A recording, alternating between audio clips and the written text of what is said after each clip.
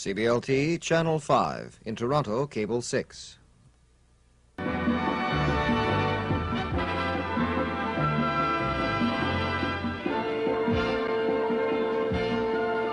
the shores of Lake Ontario, Ontario Place, on to Exhibition Stadium in Toronto, where the key to victory could be Ron Lancaster, whose passing and perception earned him recognition for the second time as the Canadian Football League's outstanding player. Today, the Saskatchewan quarterback seeks his third Grey Cup win. Or the game breaker might be Tony Gabriel, Ottawa's outstanding Canadian tight end. 4 years ago, his last-minute receptions led Hamilton to the Grey Cup. Will he repeat for Ottawa? It's the day for Canada's National Football Final, Saskatchewan versus Ottawa. The 1976 Grey Cup game is brought to you by Canadian Pacific, working for Canadians in resource development, manufacturing, and transportation. KTEL International, specialists in personal care, household, and leisure time products. Yamaha Audio, quality stereo with the 5-year warranty on most models. Labatt Breweries of Canada Limited, brewers of Labatt's 50 Ale and Labatt's Blue. Good afternoon. I'm Ernie Afghanish, your host today with Bill Stevenson, and you'll meet him in just a moment. More than 53,000 fans are in Exhibition Stadium today, the largest crowd ever to watch a Grey Cup game, a tribute to Canadian football. Now, this has been a week of festive spirit, and all the excitement has been extended from downtown to the stadium. Miss Grey Cup has been crowned, the parade was a great success, and the top football players for 1966 and 76, should be named and have been named. The pregame hoopla is over now. We're ready for the big game, and all the excitement will be transmitted to you by 11 cameras and one from above, a helicopter scanning the area. Now, there are thousands of visitors here from across the country, including our own Prime Minister Trudeau. Who will win the game today? Well, we've heard thousands of predictions, but the real answer comes in about 3 hours. So settle down, enjoy yourselves. The battle will begin soon. My co-host, Bill Stevenson, is at field level, and he's in the middle of all the fun. And Bill, how does it look down there with all that going on? Ernie, there is no question that the Grey Cup Festival and the Grey Cup game is the greatest single sports attraction in our country. And as far as I'm concerned, it's the one game that really brings Canada together. We have fans from all over Canada on hand, and this shows you the power of the Canadian Football League and what it does to bring this country together. I'm speaking now of the fans who come from Saskatchewan and Ottawa, the two competing teams. I'm speaking also about the fact that we have fans from British Columbia. We also have fans coming from the Maritimes. We have fans coming from all across the country. And that's why this game really is a game that brings together Canada. If there's one disappointment for me, Ernie, it's the fact that we don't have a team in the Maritimes. Maybe that can be cured one day. But as we said, Ernie, there's no question as far as I'm concerned that this game is something special. And I think you agree. It certainly is special, Bill, and I'll tell you, from above here, we've been noticing the odd flurry of snow. Is it possible that we may get some snow today? Ernie, it's possible, but I don't think we'll get enough to worry about. They're just the odd flurry, as you pointed out. And as we were discussing earlier, in the Grey Cups we watched, and Ernie and I have watched them continuously since 1954, believe it or not, the games have always been cold, but never overly cold, at least not really uncomfortable. And this is one of the better days, though, Ernie. While they've all been cold, I would have to say this is one of the best days that we've had for a Grey Cup. I think maybe you've been working with the Chamber of Commerce, Bill. It is just a little bit cool, but as Bill said, not uncomfortable, and should be a great day for a football game between two exciting football teams. Well, when you have a big game, you also bring in the main commentators, the big band, who will be able to describe the play-by-play for you. Now, on play-by-play, Don Chevrier and Pat Marsden, both well-seasoned in Grey Cup coverage. Now, Frank Rigney and Mike Wadsworth, two former CFL stars, will analyze the play, and you know that they'll do it in their own distinctive style. There are 4 superstars covering the game for you today. Well, the Grey Cup teams are represented on the field in many ways, musically as well. The Saskatchewan Rough Riders will feel right at home with the Eston Elrose High School Band from Saskatchewan.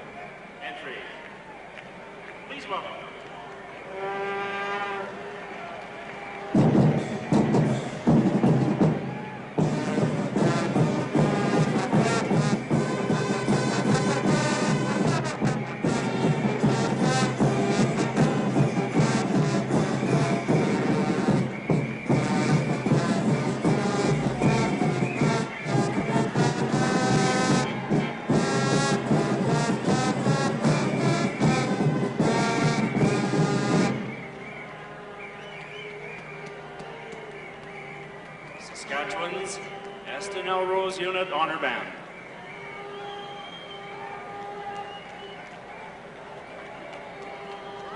Well, that was the Eston Elrose High School Band representing the West. The kickoff for our 1976 Grey Cup game is only minutes away. We'll meet the head coaches of the competing teams in just a moment. We'll meet the coaches of these very big teams in just a moment. But as you know, during Grey Cup coverage, we have our men beside each bench. Now on the Western bench, the Saskatchewan bench, we have Don Whitman, who is very well known across the country as the play-by-play man for the Western telecast. Don is down there, and he'll give us all the information. What's happening, Don? Well, Ernie, while it certainly is not as cold as it was a year ago at McMahon Stadium in Calgary, the temperature has dropped noticeably over the past couple of hours, and I'm sure it will continue to plunge during the course of the game. The wind blowing out of the west could definitely have an effect on the kicking game. You know, there has been considerable conjecture over the past few days as to the Saskatchewan starting lineup. Cornerback Paul Williams and slotback Tom Campana did not dress in the semifinal game against Edmonton. Paul Williams will not dress again today. His spot will again be taken by Ray Odom. Tom Campana will suit up, but according to Coach John Payne, he'll be the designated import. John, a lot of conjecture all week that Tom Campana would be your designated import. Is he going to be, and if so, why? Well, the reason that Tom will be our designated import is because we wanted to go with that same offensive line that we used in the Western Finals. We thought that overall helped our ball club, and we'll go into the game that way to begin with. Would you hesitate to make a change if you felt it necessary to get a deep passing threat in? Not at all. If we see after, we get into the game situations, how the game is going, if we feel like that we're going to need to throw the football, then there'll be no hesitation at all of getting Tom in there. Looking for a big game again from Molnar and McGee? Yes, we are. I think that's going to be a very key part of the game. If we can establish a running game early, that'll certainly help our passing game. Hopefully it'll keep their defense off balance, and that's what you try to do going into every game. Good luck, John Payne, coach of the Saskatchewan Roughriders. Now over to the Ottawa side of things, and George Brancato with Don Chevrier. Coach, your preparation's all done. It comes right down to this, the final game of the season. What are your thoughts right now?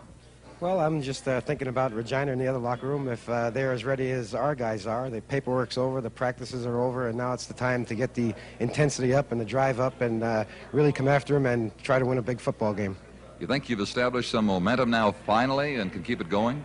I think so. I think the Hamilton game has sent us with some momentum into this game, and I think our guys will be ready for it. The atmosphere in Toronto all week has gotten them up, and I think they're ready. All right, what about Saskatchewan? What concerns you most about what might happen to you from them today? Well, what concerns most if Ronnie has too much time to throw the ball and really is hot, it's going to be a real long afternoon. As far as your team is concerned, your quarterbacking is solid. Your defense might be your biggest worry, right? I don't think so. I think our defensive guys have been so maligned this last week that they're ready to play a football game. George Brancato is really quite cool. Well, for a big game such as this, top play-by-play men in the country are here, and they're going to describe everything for you when the game begins. But right now, they're going to tell us about offense. Don Chevrier and Pat Marsden. Don? Thank you, Ernie. Pat, offense could be the name of this Grey Cup game. There could be all kinds of it both ways. Well, Don, I don't think there's any question that the last number of years defenses have dominated, but I think offense is the key to this game, and let's talk about Saskatchewan's. Boy, have they got an offensive machine, as do the Ottawa Rough Riders. We're going to talk first of all about the great running game of the Saskatchewan Roughriders. That is led by the man who replaced George Reed, an almost impossible task, Steve Molnar. 822 yards, and he missed 2 ball games of that. But it all anchors around Ronnie Lancaster in his 17th pro football season, Canada's outstanding football player. Here's one reason why he won the award, finding his top receiver, Rhett Dawson. You may see some of that combination today. Dawson, he led the West in receptions 4 yards short of 1,000 yards. He's the deep threat the Ottawa secondary must be very, very concerned with in this Grey Cup game coming up this afternoon. Saskatchewan, indeed, is an exciting offensive football club.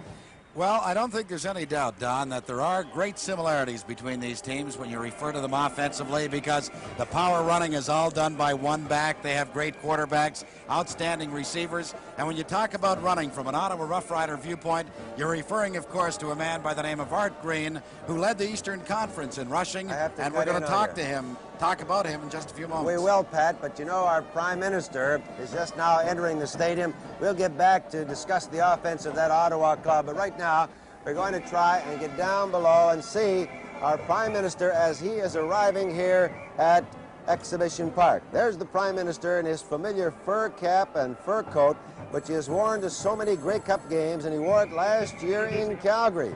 Winston McQuaid, our man, is standing by, and we hope to have an interview with the Prime Minister. Now let's go back to, or down to, Winston McQuaid.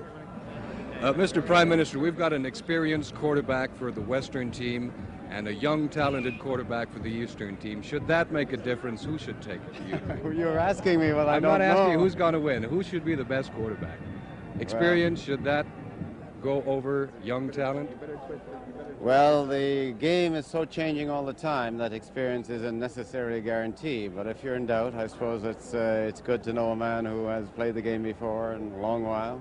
Maintenant, Monsieur Trudeau, il serait peut-être bon pour les amateurs de football au Québec que vous nous parliez un petit peu de ce match de cet après-midi. Non pas qui l'emportera, mais peut-être l'expérience du quart de la Saskatchewan contre la jeunesse de celui d'Ottawa.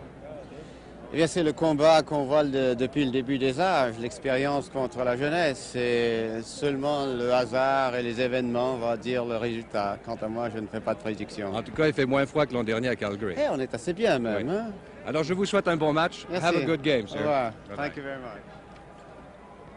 The Prime Minister of Canada, and I'm sorry, Pat, that we interrupted you, but I know you don't mind being interrupted by the Prime Minister. I certainly don't, and I'm sure that Art Green doesn't mind either, because we were going to make reference to Art, who was the leading rusher in the Eastern Conference and second in all of Canada to the great Jim Washington in Winnipeg. But let's show you the type of action that Green demonstrated throughout the course of this 1976 campaign. Looking to the outside, sees that it's blocked off, cuts up inside, and that's how this man managed to pick up over 1,200 yards rushing. And he really was, when you come right down to it, the Ottawa rushing game, and he will be the story from that point of view today.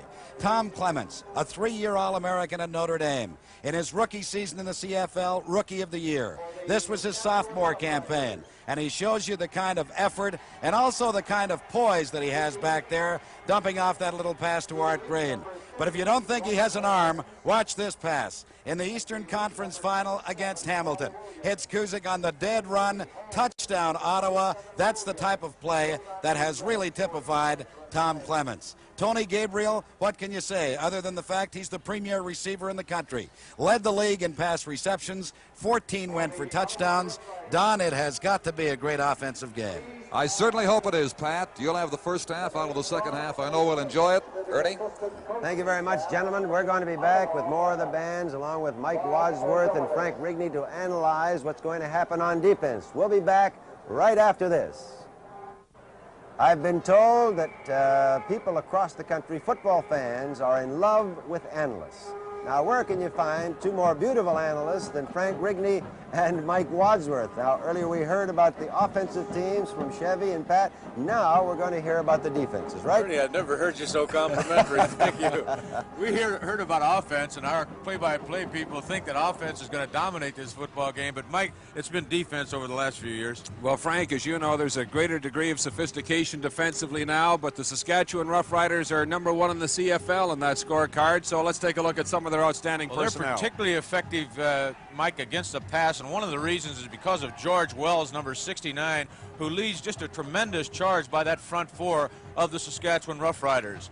Their secondary core, led by their linebackers, and particularly Roger Goree, who you see here picking off an interception, is probably the finest in the Canadian Football League, only challenged by possibly the Montreal Alouettes. Roger Goree was an All-Canadian in the CFL this year for the 3rd time in a row.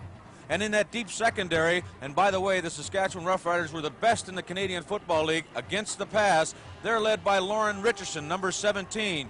You see him picking off one of Tom Clements' passes in that August 3rd meeting between these two ball clubs. They have an excellent deep secondary, probably the overall best defensive football club in this country, in my view. Frank, on the Ottawa side of things, they're 5th in the league defensively. Coach George Brancato has been concerned about them all season long, but they do have strength in their linebacking core, and they are led in that department particularly by number 50, Mark Cosmos, their great veteran. We will take a look at him in an earlier game against the Montreal Alouettes. You'll see him in a blitz position, putting tremendous pressure on Joe Barnes. I don't expect Ottawa to be blitzing a lot against Saskatchewan because Lancaster reads it so well. They'll have to be concerned about primarily the running game that we heard about earlier and the short passing of Lancaster. Their secondary has been most suspect. We saw it in the Eastern Final against Hamilton Tiger Cats. They had a commanding lead at halftime, but surrendered 2 long touchdown passes to Terry Evanston in the third quarter. Here it's over Peter Crepin to Terry Evanston. He had good position, but went for the interception instead of knocking it down, and that's what made a fist of the game. Undoubtedly, Lancaster will test that secondary, but Frank, you know, and our viewers know, the secondary isn't out there by themselves. They need help from that front four. They need the big pass rush, and I think that really will determine whether or not Ottawa's defense will be successful this afternoon. Well, if Ottawa can get a big pass rush against Saskatchewan and Ronnie Lancaster, where do you think it'll come from, Mike? I think Mike Finucci and Mike Raines on the left side. They've been the strength of that club. Rudy Sims, of course, has been a veteran. He's had some great years, but he's starting to age a little bit now. Still capable of coming up with a big effort, though. Okay, what about the specialty teams now? Jerry Organ really hasn't had a great year for the Ottawa Rough Riders in terms of kicking the football.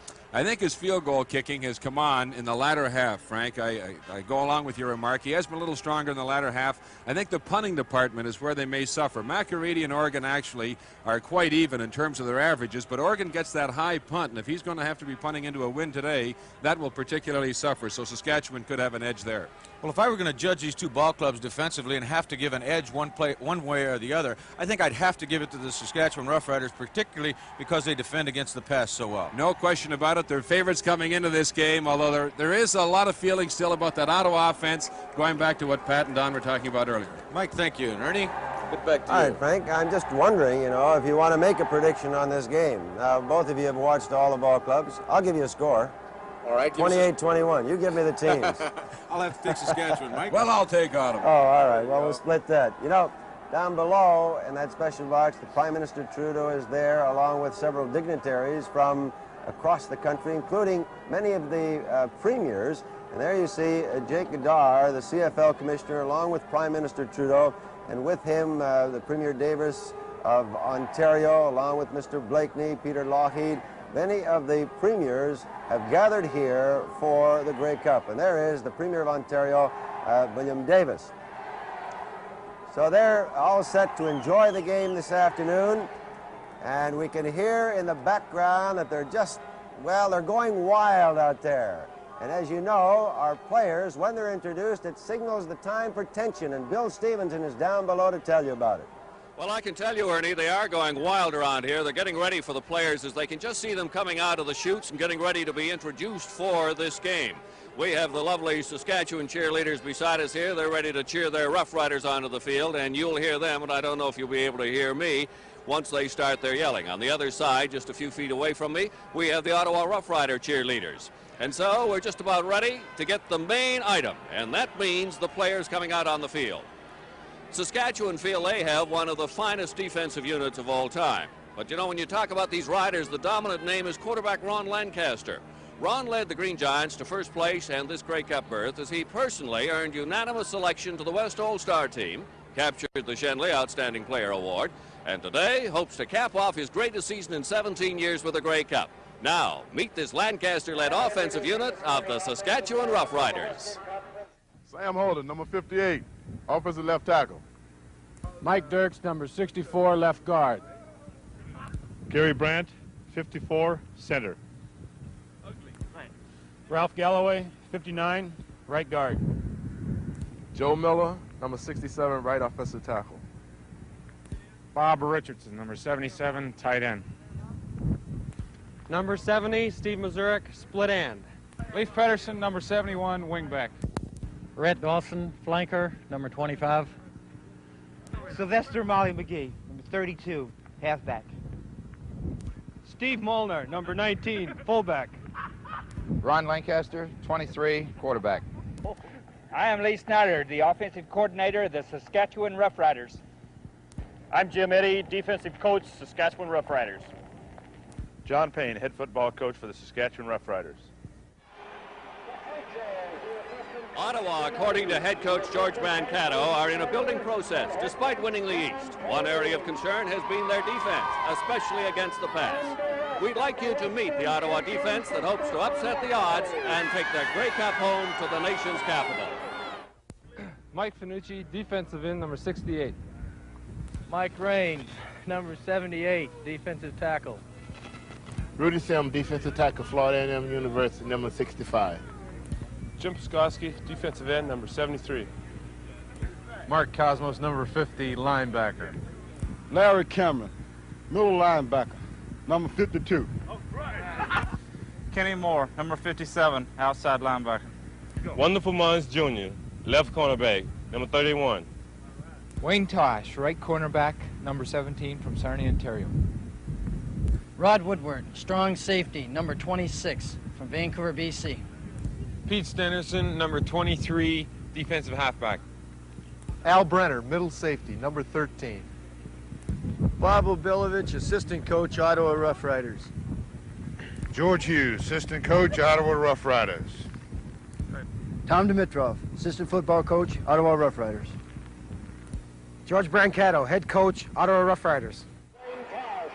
Well, we hope you enjoyed personally meeting the starting players for this afternoon's Grey Cup game. As you can see, there are a few hams amongst the players who will be performing at the start of this football game. Now, let's go upstairs to Ernie again.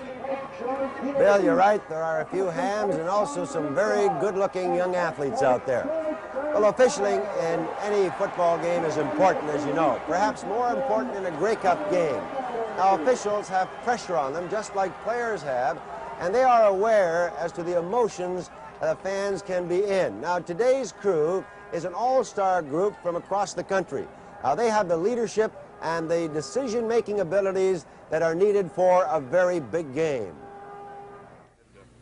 I'm Jacques Descaries, field judge from Montreal. Neil Payne, head linesman from Winnipeg.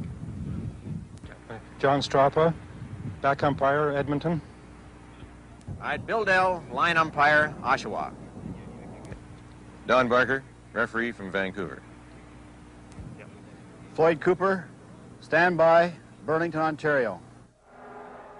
The officials of today's game, and there is a spectacular view from our helicopter high above Exhibition Stadium here in Toronto. Now you see on the right corner, that is the new baseball corner, and you see the two wings stretching out on the first base side and along the third base side, and then the main stadium right in front of you now. That is a very good view of Exhibition Stadium. Now back to Bill Stevenson and the coin toss. Bill?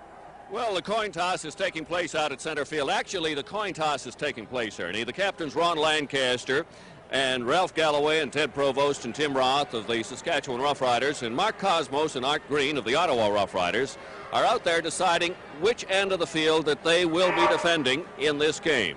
And we should know that in a moment. The actual coin toss, though, took place yesterday in a meeting between the two teams. And I thought it was rather interesting that Frank Clare, who got the choice to select tails or head, when the coin was tossed in the air, Frank said, first of all, he said, tails. And then as it started down, Frank decided to change his mind, and he said heads.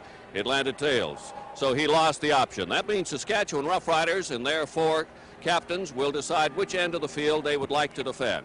We have a situation now whereby the wind is blowing fairly heavily, and it's certainly going to be a bit of a factor in this game. It is blowing from the west to the east. And in a moment, you will hear the referee talk to the players.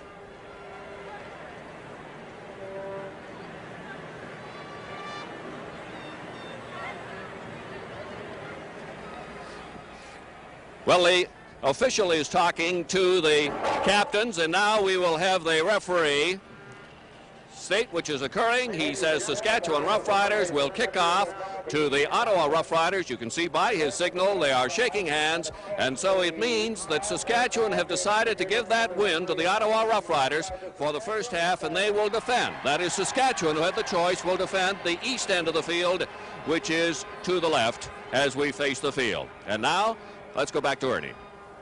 All right, Bill, and that is a very important part of the game because it sets a tone down there. The players are looking across to the other captains of the other team, and they're sort of measuring them and saying, well, we're after them today, and let's hope we have a pretty good football game. Now we're all set to go down below our national anthem and Jeanette Renault.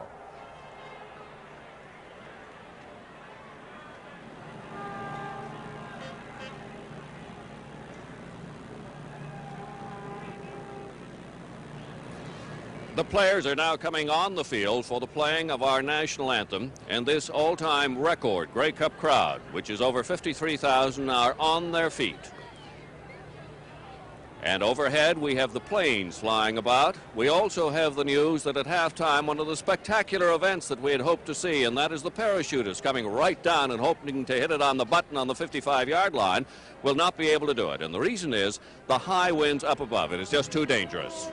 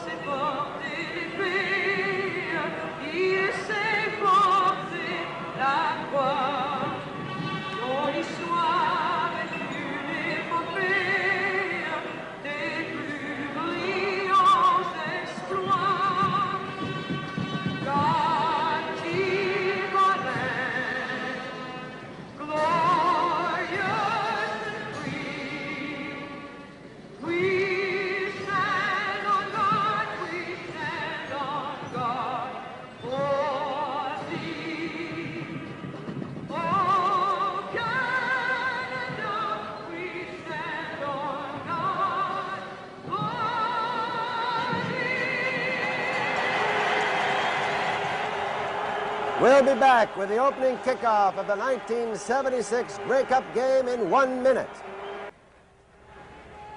Pat Marsden, Mike Wadsworth, and we are set before a record crowd here at Exhibition Stadium in Exhibition Place, Toronto, for the opening kickoff of this 1976 Grey Cup Classic. Art Green, number 20, and Bill Hatanaka, number 16, will go deep for the Ottawa Rough Riders to receive this kickoff from Bob McAreedy. A lot of people have talked about the Saskatchewan defense. Obviously, Coach John Payne has a lot of faith in it. They had the option with the toss. They had won it. They have elected to kick off. So Ottawa, to begin this game, will have the wind and the ball favoring them. Quite a decision by Coach John Payne. Pat, I'm a little surprised. Well, I think it is surprising. Saskatchewan comes into this ball game as the favorites. It means nothing now. What happens in the next 60 minutes will determine the professional championship of the CFL. Bob McAreedy warming up a little bit before he is set. There is just a tremendous air of excitement here at Exhibition Stadium in Toronto. Anywhere from 5 to 7 points, the Saskatchewan Roughriders have been favored.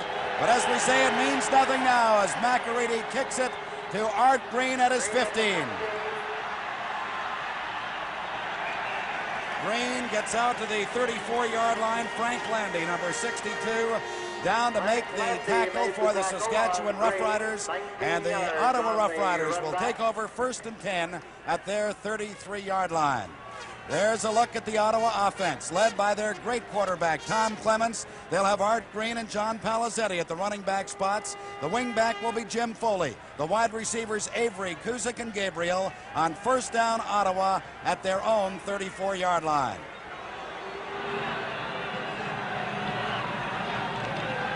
The give is to Green.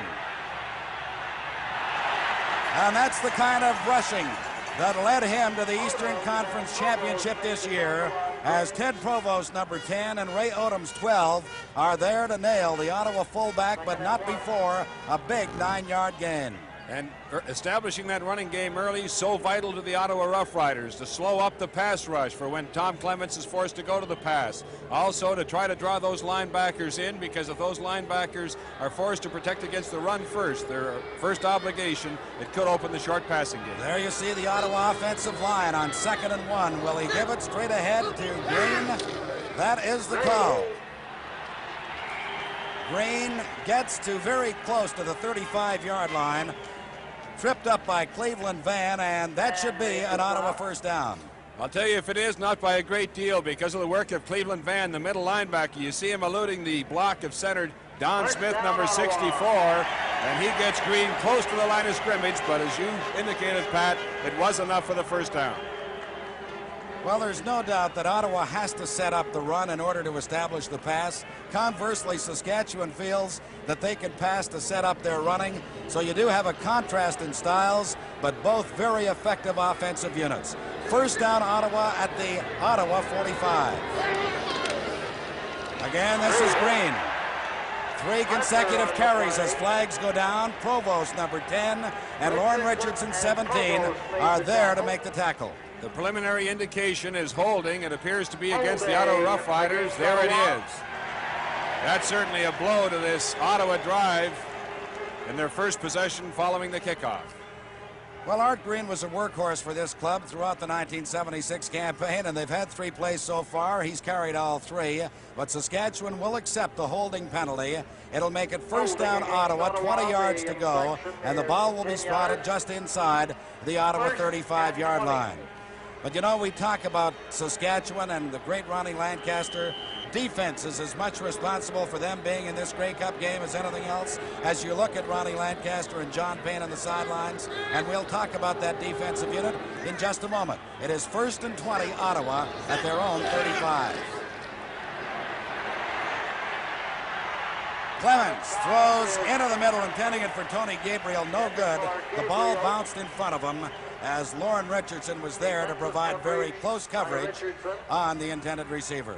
Good rush also by Jesse O'Neill, number 61. Clemens had some time initially, but finally that pressure was felt. He also had Avery going very deep against Jim Marshall. It appeared to me that Avery, running that deep inside pattern, had an edge, but because of the rush, Clemens just did not have the time to look to it.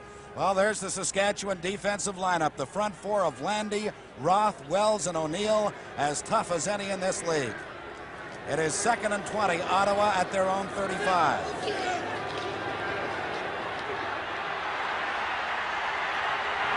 Clements going deep for Kuzik, and the coverage by Provost. Kuzik is incensed, feels that there should be an interference call. There is no flag on the field. They collided while going for the ball. Well, it appeared to me that Provo was attempting to effect coverage on it, but he certainly did collide with Avery. We'll take another look at it here. There was a crossing pattern. Kuzik coming to the inside as Gabriel worked outside. He's certainly open. There's the contact, but it appeared to me that it was after the ball had passed by Kuzik. And for those of you who may be wondering about the pronunciation of Ted Provost's name, it is a French name, initially from Canada. Provost, an American boy who went to Ohio State, prefers to be called that way. On 3rd and 20, Jerry Organ's kick bounces in front of Leif Pettersson. He picks it up, flags go down, no yards will be the call, as the Ottawa Rough Riders' Jeff Turcotte was within the restraining area. So the penalty will go against Ottawa. Only well, actually it was a 48-yard punt because of the great roll, but Saskatchewan will pick up the 10-yard advance on the no yards call. So Ottawa did pick up a first down on the rushing of Art Green. Saskatchewan tightened up as we look at the Saskatchewan Rough Rider offense led by Shenley Award winner Ron Lancaster, Molnar and McGee in that backfield with Leif Pettersson, Dawson, Mazurek, and Richardson, the receivers. And let's watch Saskatchewan go to work offensively on first down at their own 40-yard line.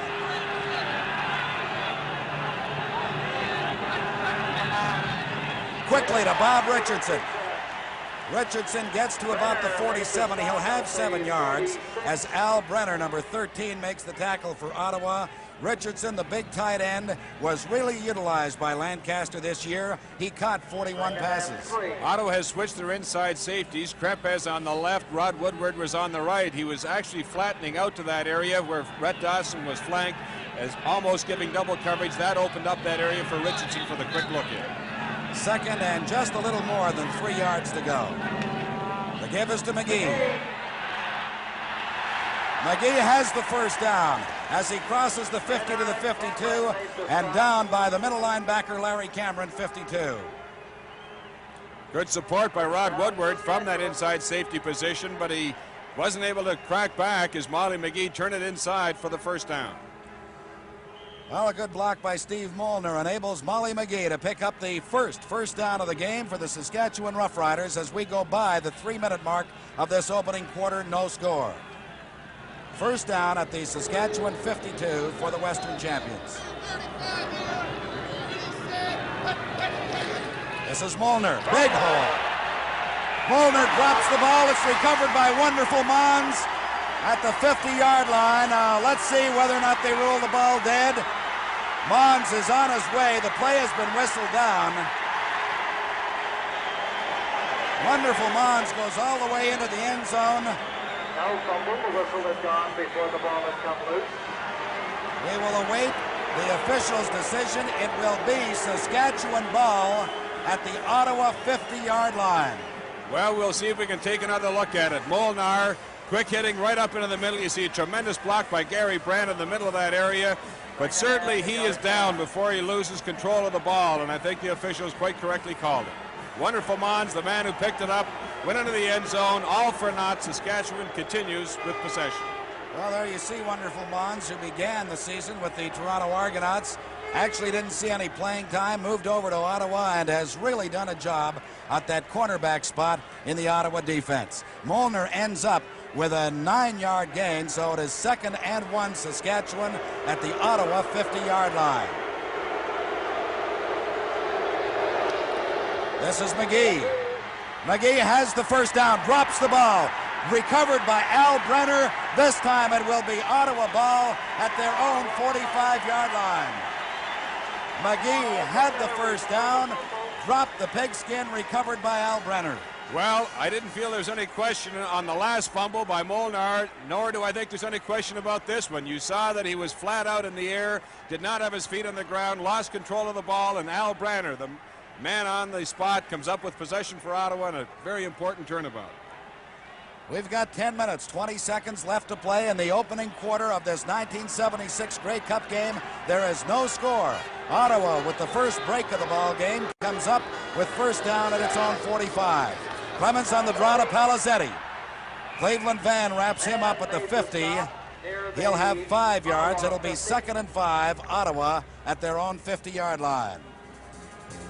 We are just underway here with 4.5 minutes left to play in this opening quarter. There's no score. From our eye in the sky, you see what it looks like here at Exhibition Park in Toronto. A record crowd to see this Grey Cup Classic between the two best teams in the CFL, and there is no disputing that remark. It is 2nd and 5, Ottawa. The ball at their 50-yard line. We've got 10 minutes left to play in this opening quarter. Clements with his first completion to Kuzik. With the coverage being supplied by Jim Marshall, 26, he'll be very close to a first down as Don Whitman is standing by with George Reed. Well, there's no doubt, Pat, that this gentleman would dearly love to be out there. You get a twin standing on the sidelines, George, 1 year out of retirement with that Saskatchewan team. Yes, I do. It's awful tough to stand there. I've been with the guys all morning and everything, and it's awful tough just being here, and you keep wanting to get out there on the field. George, the Players Association, which you are president of, is meeting this week. What are the big decisions on the agenda? Well, it will be negotiation will be the big thing, and a lot will have to do with the contract, the standard players' contract. It's got a lot of problems we want to iron out and so forth. And outside of that, it will be deciding where the All-Star game will be played, and just kind of generally clean up the rest of the things that we have to do, such as the Tom Peter Award, deciding where the All-Star banquet will be, and this type of thing. So we have a pretty full agenda for 3 days here. No doubt where your feelings lie in this ballgame, though. Well, it was Saskatchewan. George Reed, the president of the Players Association. Pat, back to you. On 2nd and 6, Clements fires it out to Palazetti. He drops the ball. And so the pass will simply go incomplete as Ken McEachran gave him a little shot. It'll bring on the Ottawa punting unit on 3rd and 6 as Tom Clements, who had such a brilliant first half, tapered off somewhat in the second half, but how can you say that really about a man that completed very close to 60% of his passes? I think one of the factors in their tailing off in the second half, Pat, was that they really did not have any severe competition for first place in the East, and they lost a little edge and motivation. Coach John Payne, though, still has a lot of respect for them. Jerry Organ will try a 57-yard field goal. Rod Woodward to hold. Organ puts it up, and it is short. Marshall at his 6-yard line. A flag goes down as Marshall dives his way through to the 17-yard line. Tom Schutte cut the legs out from under him. But there are flags all over the field, and you can almost anticipate some kind of a blocking infraction.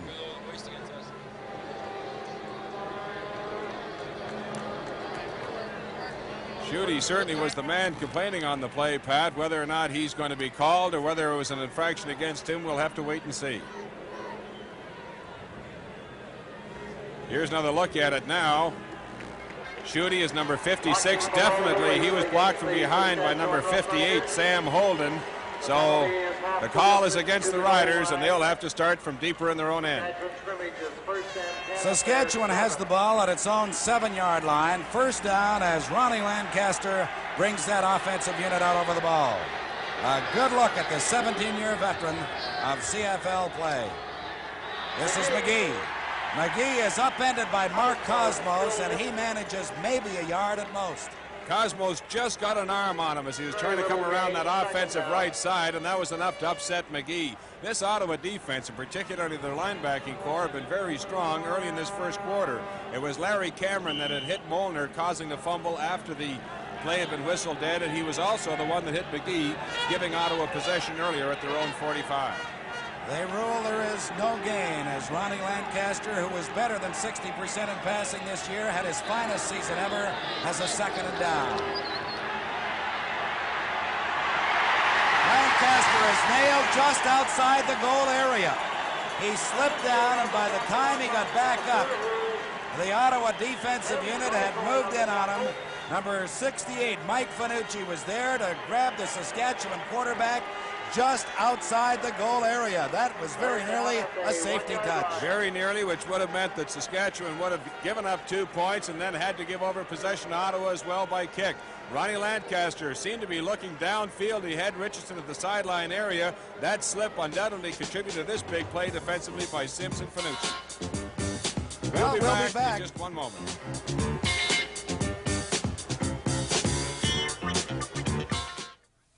KTEL presents Super Gold, 2 fantastic albums, original hits, KC and the Sunshine Band. That's the way I like it. The Spinners. Games people play. Deep Purple, Morris Albert, and Austin Roberts. Lucky I've never been in love before. Dorothy Moore, Average White Band, and Jigsaw. You've blown it all sky. Super Gold, a double album from KTEL. Makes an ideal Christmas gift available at all regular KTEL outlets.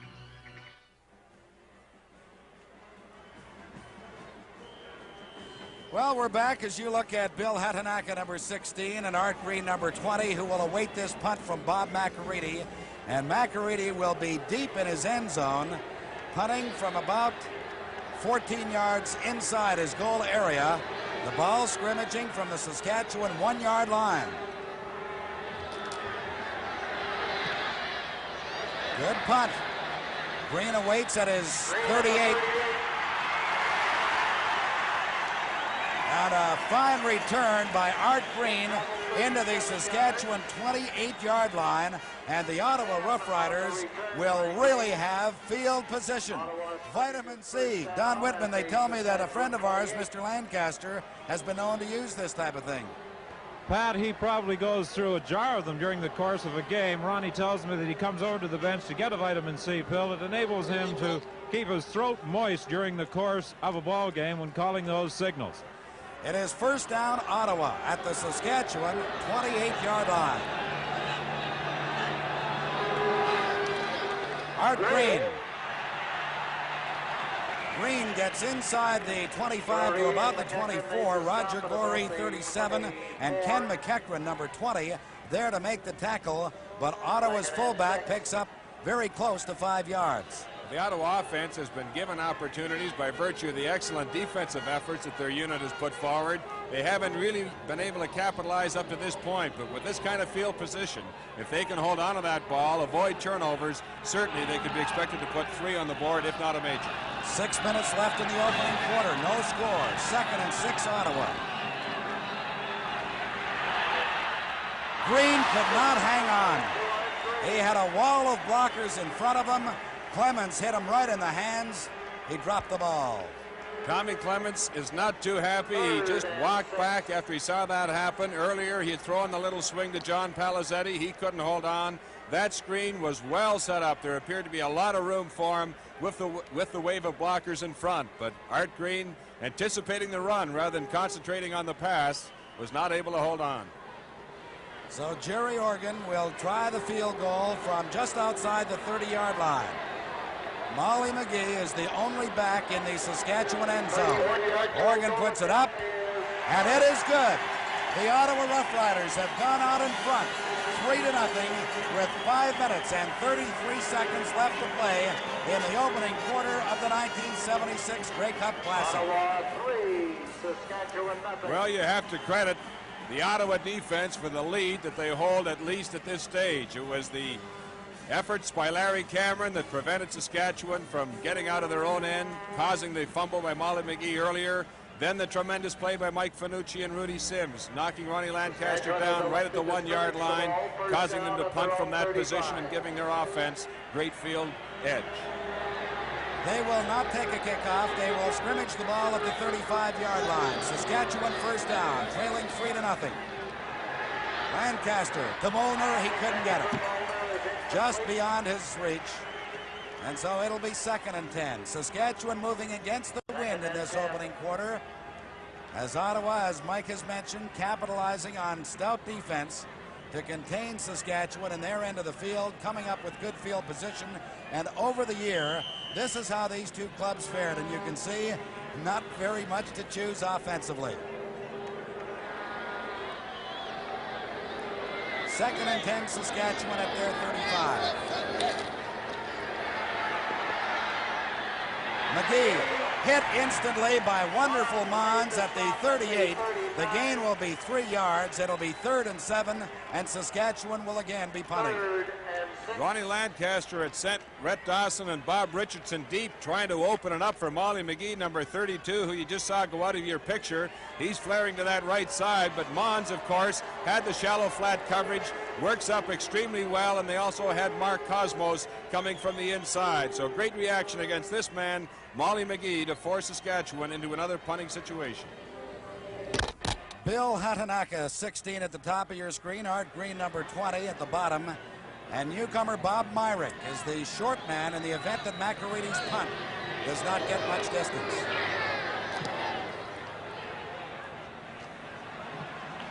Hatanaka takes it at the 33. Flags go down.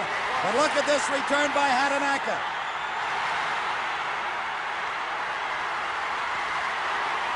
Touchdown, Bill Hatanaka.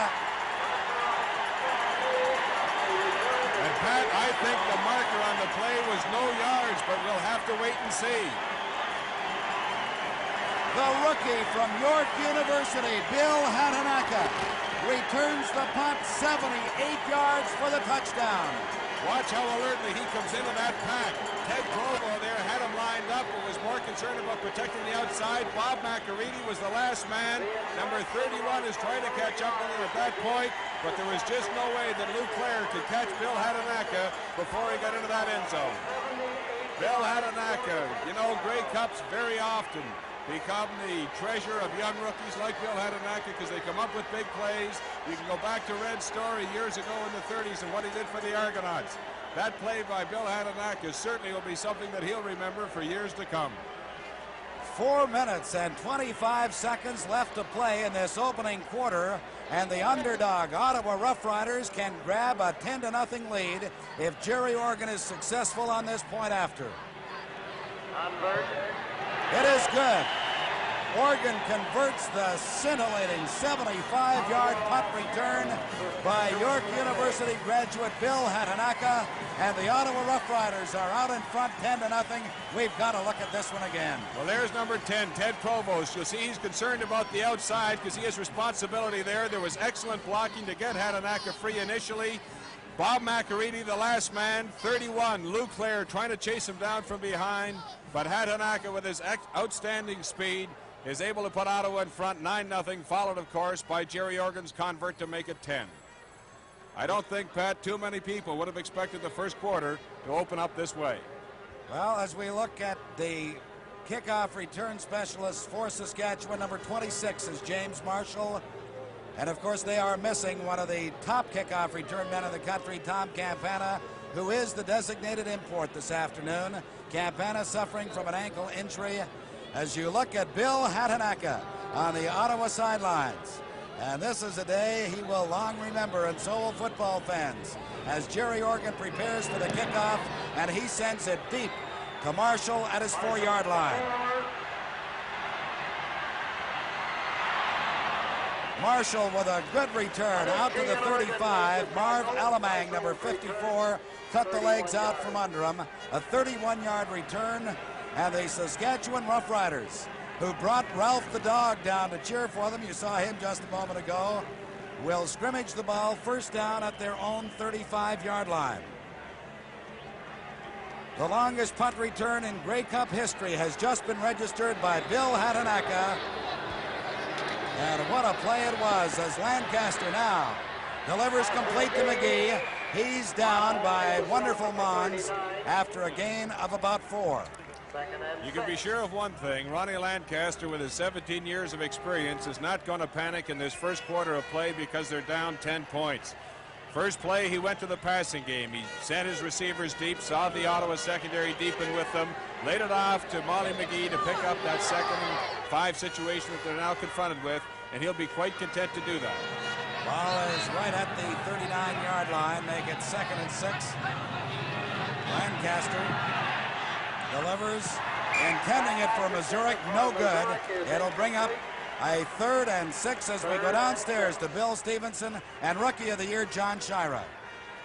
Well, I'm sure football fans recognize John Shira, who is the Rookie of the Year, the Shenley Award winner for the BC Lions. What do you think of the game? Well, so far it seems like it's been all special teams. That was an excellent punt return, and the field goal, of course. It's early in the game. It's 10-0, but still a lot of excitement left. Are you disappointed with Saskatchewan thus far?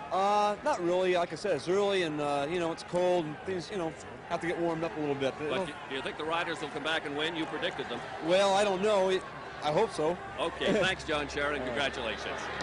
Macarini gets a good punt away that forces Art Green back to his 25. He drops the ball and then steps out of bounds at about the 27-yard line, and that's where the Ottawa Rough Riders will take over offensively.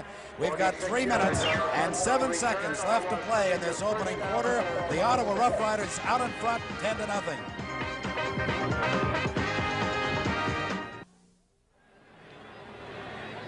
There's the view from high above Exhibition Stadium here at Exhibition Place in Toronto.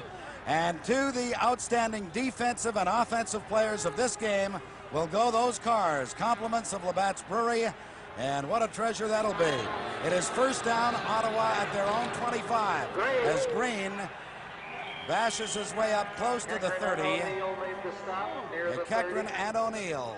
20 and 61 making the tackle for Saskatchewan. The gain is 5.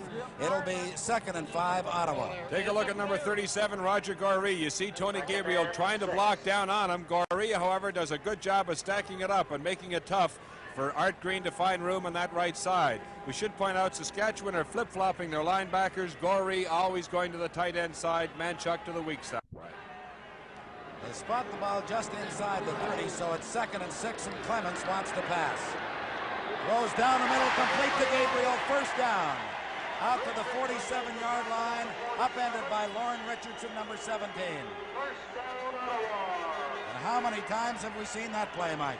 Well, we'll take a look from the secondary's point of view. Tony Gabriel's second man on the top of your screen. You see him working there against Ken McEachran, I believe, number 20, working his way into the middle area, just doing an outstanding job. Tom Clements was given the time to pass. Gabriel the time to effect his pattern with great success. 18 yards the gain, first down, Ottawa. Marker on the play.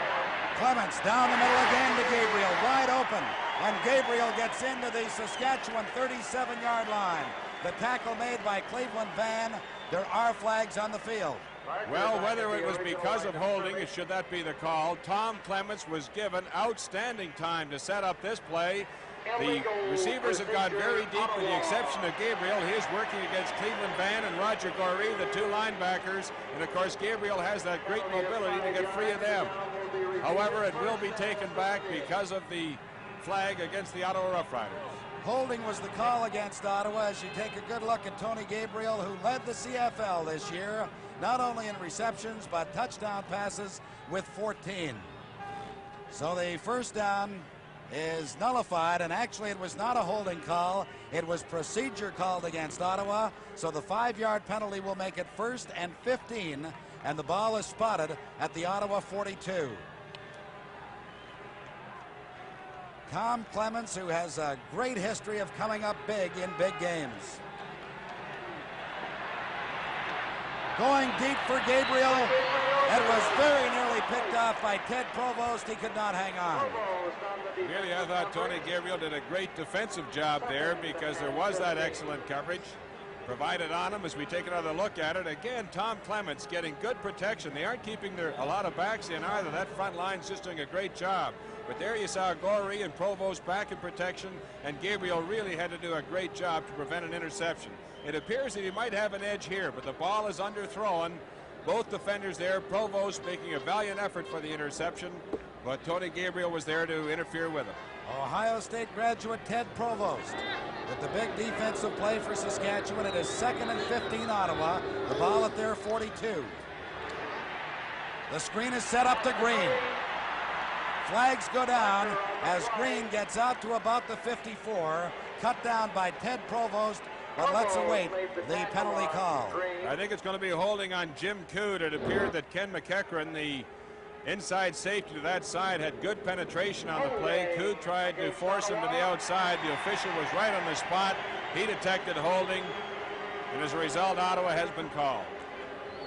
Well, you're right, Mike. It is holding against Ottawa. Saskatchewan now has the option. They will accept the penalty, make it 2nd down over again, only with 25 yards to go, as the Ottawa team now runs into a string of penalties as we go downstairs to Bill Stevenson. Well, we have the beautiful queen of the festival, Miss Grey Cup, Jo Zaharko of Edmonton. Congratulations, Jo. Thank you. You're a little disappointed. Yeah, I wish the Eskimos would have made it here. Well, we decided to give somebody else a chance. But you're a little disappointed because you're rooting for Saskatchewan, you told me. Yeah, they'll take it. No you problem. Think they'll come back? Oh, yeah. All right. Thank you, Jo Zaharko, and congratulations. You make a very beautiful Miss Grey Cup. Thank you very much. 2nd Jo and Zaharko, 25. 19 years of age. This is Art Green on the draw. And Ottawa is really doing a job on that Saskatchewan defensive line as Green picks up very close to 13 yards. Still leaves Ottawa 12 yards short in a punting situation. However, Ottawa does get much better field position because of that run by Art Green. Well, we'll see. It's the draw. Saskatchewan was expecting pass with 1st and over 25 yards to go, of course, but Art Green is able to find some room in that middle area. Doesn't pick up the 1st down, but allows Ottawa to maintain good field position. They're looking for a big punt now from Jerry Organ. As the clock winds down, this may well be the final play of the opening quarter. Ball bounces in front of Pedersen. Now he picks it up.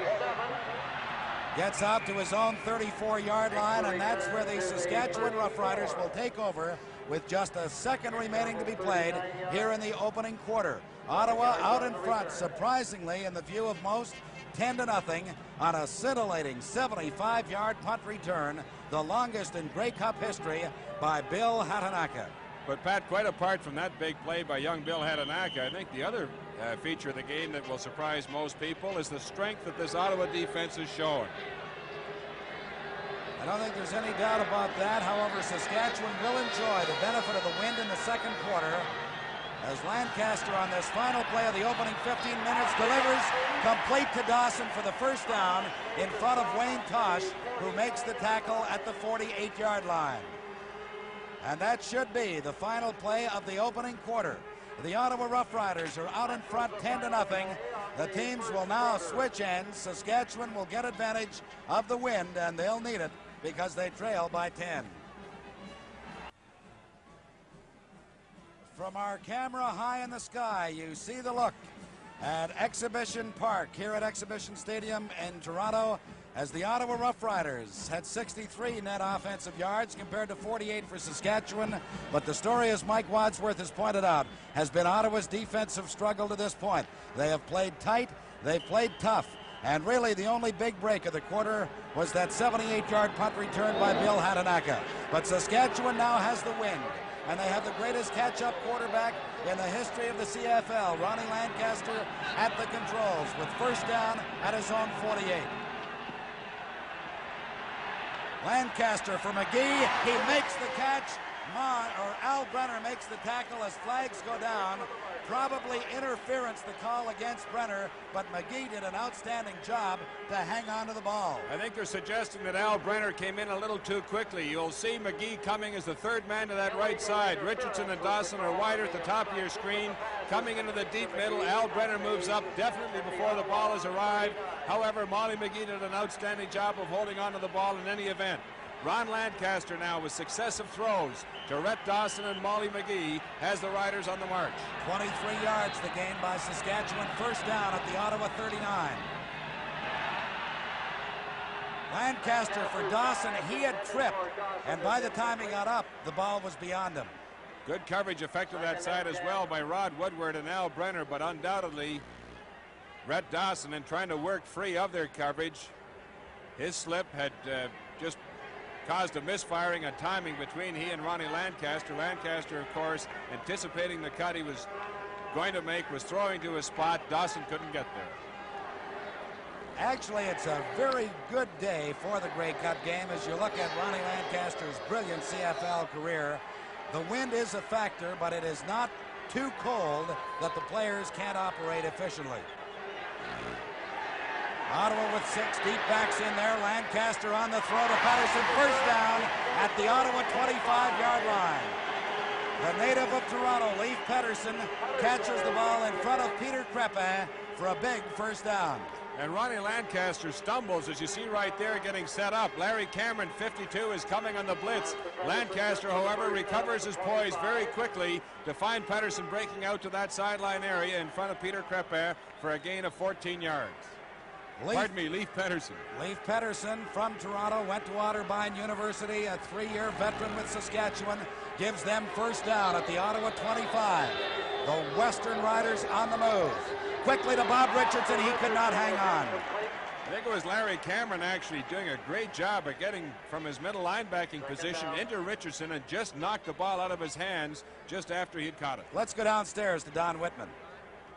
Well, the other Richardson, Lauren Richardson, wearing a special type of glove with a sandpaper type of finish. Does it help, Lauren? Oh, it's tremendous out there today. Field's a little wet, but I'm having no trouble catching the ball or tackling with it. It's way better than your bare hand. Your bare hand gets cold and gets awfully smooth, but this is perfect for a day like today. Provides warmth and gives you an extra grip. Oh, yeah, for sure. Okay, Lauren. It is 2nd and 10 Saskatchewan. Patterson makes the reception, has the first down into the Ottawa 13. Al Brenner, number 13, makes the tackle, but another Saskatchewan first down as the Western Riders come back. Well, Ronnie Lancaster been going to that quick look into Bob Richardson, the tight end. This time he comes back to the other side. The secondary had been deepening on that defensive right, and Leif Patterson was open for the quick look in. Here it is again. You see Patterson from his slot back position just breaking into the open. The secondary was deep. The linebackers weren't there. Lancaster is 7 for 11 in passing so far.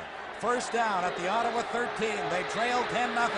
Lancaster into the end zone, no good. Intended for Missouri, with Wayne Kosh going high in the air with the Saskatchewan intended receiver. Ronnie Lancaster had also looked short initially to Leif Patterson. On that play, he had just broken out short to the sideline. Mark Cosmos giving good coverage there. We saw a moment ago Coach George Brancato looking on anxiously. He knows these Western Riders are capable of staying into the game despite the 10-point disadvantage. Here's another look right now at Missouri going high for the ball, with the outstanding coverage provided by Wayne Tosh, number 17. 12 minutes, 40 seconds left to play in the half. Ottawa 10, Saskatchewan nothing. Lancaster on 2nd and 10. Throws complete to Patterson. He should have the first down depending upon the placement of the ball. Peter Crepin, number 10, made the tackle. Now, where do they spot the ball? If it's inside the 3, it'll be a first down. Outside, it will not. And it appears that they have spotted it outside the 3-yard line. So this would bring up a 3rd and inches situation for Saskatchewan, and I rather suspect they would go for the first down. Well, on that particular play, as we take another look at it, Leif Patterson again is the slot back to the left side, just running straight down on Crepin, driving him back and then curling in at about that area, but they are short by about a yard or a little less. So Coach John Payne has opted, it appears, to go for the first down yardage. We saw Coach George Brancato last week in the Eastern Final go for a similar amount. They came up short against the Hamilton Tiger Cats. He's hoping his defensive unit will be able to perform the same kind of great work here against Ronnie Lancaster and company. 99 out of 100 times you'll see Lancaster hand to his fullback. On a situation like this, look for Molnar. He takes it. Now, I don't know. This is going to be very close. This will be a fraction of an inch one way or the other. Let's take a look at it from our ground level camera. Notice how deep it is that Ronnie Lancaster is handing off to Molnar. It's a slow developing play for short yardage. That allows the defensive unit a chance to get in and submarine, to come on the attack and to create problems. It's not the kind of quick hitting play you'd expect with short yardage. They require a measurement on this one. The ball is spotted right at the 3, and if that is the case, they will not have the first down, and they don't. The Ottawa defense has come up big again. They stopped them just inches short of the first down, and Ottawa will take over the ball at their own 3-yard line. Well, you have to give tremendous credit to that Ottawa defense. Certainly no one coming into the game was giving them the credit that they were giving the Saskatchewan defensive unit. But they have been dominant to this point in the first half of play. But I also question the usage of a slow developing play on short yardage. Time and time again you're seeing it, and I always wonder why, because it gives the defense the advantage to come on the attack, and that's what Ottawa did. First down, Ottawa at their own 3-yard line. They lead 10-0 with 12 minutes left to play in this first half. The give is to Green. Green fights his way out over the 5 to about the 6. Cleveland Van, the middle linebacker, brings him down just at about the 6-yard line. Ottawa not trying to get too fancy at this point. They just want to move the ball out from their own area. They have a 10-0 lead, and the defense coming up very, very big in this opening half. Pat, some people may question why I made the comment I did. You'll see so often in the States that kind of a handoff on short yardage play, but in Canada with our early motion and the yard off the ball, to me it doesn't make any sense to go on short yardage unless you go with the quarterback sneak or the quick hitting play. Again, this is Green. Green, with good second effort, gets out close to the 9. He'll be well short of the first down, and Ottawa will be forced to punt. And Saskatchewan once again will enjoy excellent field position as the Ottawa punting unit comes out onto the field. George Brancato, his club was an underdog coming into this game, must be feeling a great sense of satisfaction, but he knows it is far from over despite the fact they lead it 10-0. He's got to be a little concerned right now about this Saskatchewan club getting possession. Certainly well into Ottawa territory. Their punt returners are standing at about the Ottawa 43 because Oregon is kicking into a win. Jerry Oregon stands 8 yards in his own end zone. He's had 2 punts, averaged 44 yards as you saw, and gets a good one away into this wind. Pedersen at the 43 is just drilled to the turf by Jeff Turcotte, who is always first man downfield. The run back is 0. The punt is 35 yards. And that's pretty good kicking into that wind as the Ottawa Rough Riders continue to lead at 10-0 with 10 minutes and 36 seconds left to play in this first half. Saskatchewan needs some points. They had an opportunity. Ottawa closed the door. Let's see what Ronnie Lancaster and that offensive unit can do now. On first down at the Ottawa 43. Molnar has the first down. Crepin drags him to the turf at the 30-yard line, but there are flags on the play. Tremendous action, though, by Ronnie Lancaster, looking to his left side, threatening that quick look into Bob Richardson before throwing it out to the right to Steve Molnar. Whether or not that Saskatchewan play will stand, we'll have to get the officials ruling.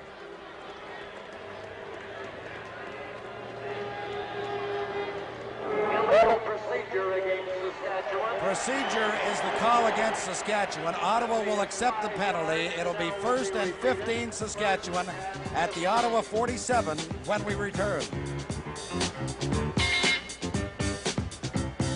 The CPR Dick Suderman Award. Tickets for 2, any place on CP's great list of places where they stop off. And I would think there's a good chance whoever wins it probably would like to go to Australia. Well, certainly the Far East would be my choice, Matt, but I don't think I have a shot at the award. Ronnie Lancaster, 8 for 13 so far, still trying to get his club on the board. On 1st and 15. Throws the screen to McGee. McGee will be very close to a first down in at the Ottawa 33-yard line. Tripped up by Larry Cameron, pinned by Rod Woodward, and let's go downstairs to Tom Campana. Right, Pat. Well, pacing up and down at the Saskatchewan bench like a cage lion, anxious to be in there, but the designated import today, Tom Campana. Tom, it's tough on the sideline. Yeah, it sure is. Hoping for the opportunity pretty soon to get in there. Well, you went out of that game in Edmonton, the semifinal, as a result of an injury occurred in the final league game of the season. What is the extent of that injury?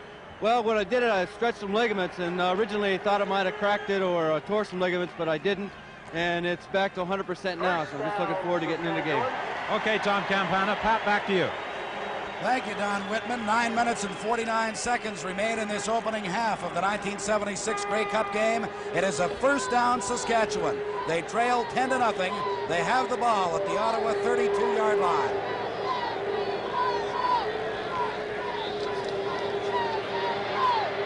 Lancaster over the middle, complete to Richardson. He drops the ball.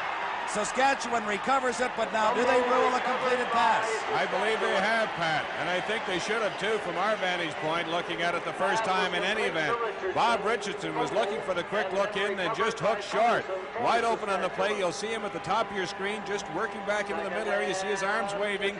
There it is. He has the ball. Then he's stripped of it at this point, and it comes free. Ken Moore, 57, has a shot at it, but Leif Pettersson is the man who comes up with it. Saskatchewan has the ball, second and about 2 at the 25.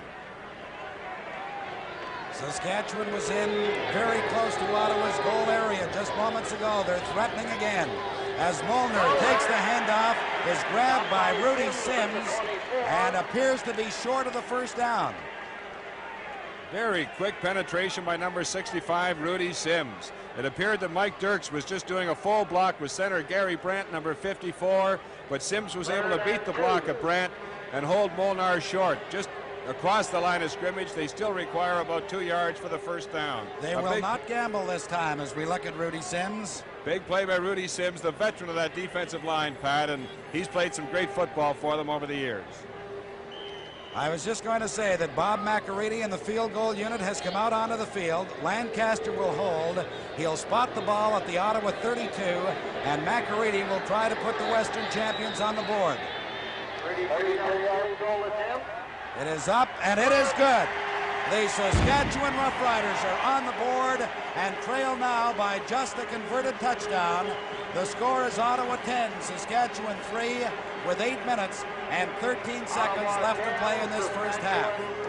Well, from a Saskatchewan point of view, they have to be pleased with the way in which their offensive club has been moving the ball in this second quarter. Unhappy about the way in which Ottawa's defense held them on the 3, but with the amount of football that's left, I'm sure our Western supporters are very pleased to see the way Ronnie Lancaster's been going to the air.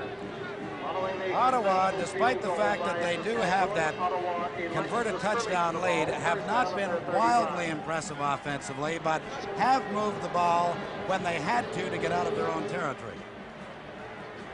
It is first down, Ottawa, at their 35-yard line. Tom Clements, a 3-time All-American from Notre Dame, with the handoff to Art Green. Green is upended by Jesse O'Neill after a gain of maybe 3. Second and 8. Ottawa running a very conservative attack throughout this first half of play. They've tried to go to Green, generally off tackle to the right or to the left side. On that last occasion, they came back to the weak side. Jesse O'Neill, however, was able to defeat the block of Jim Koo.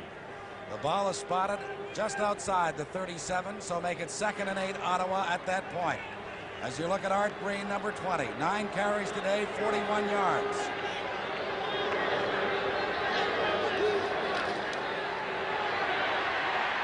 Clements, complete to Foley. He has the first down. There are flags down behind the line of scrimmage. Jim Foley made the first down reception. Holding will be the call against Ottawa. Well, you made the comment about Ottawa's offense sputtering a bit. Certainly penalties have been a big factor there. Here's another time Ottawa has a first down, but it will be called back. They had Gabriel and Kuzik wide to the left. Jim Foley was the only man on that right side, and he was able to get open, but it'll all go for naught. Charlie Brandon called for holding, number 61, the left offensive guard of the Rough Riders. And so Ottawa continues to lead this 1976 Grey Cup game by a score of 10-3. We've got 7 minutes, 11 seconds left in the first half. Ottawa's had 5 penalties, Saskatchewan 2. Ottawa called for holding on that previous play. It negates the first down, makes it 2nd and about 18. As you look at Tom Clements' passing average today, only 2 for 7. A couple have been dropped though, Pat. And he comes into this game averaging 60% completions.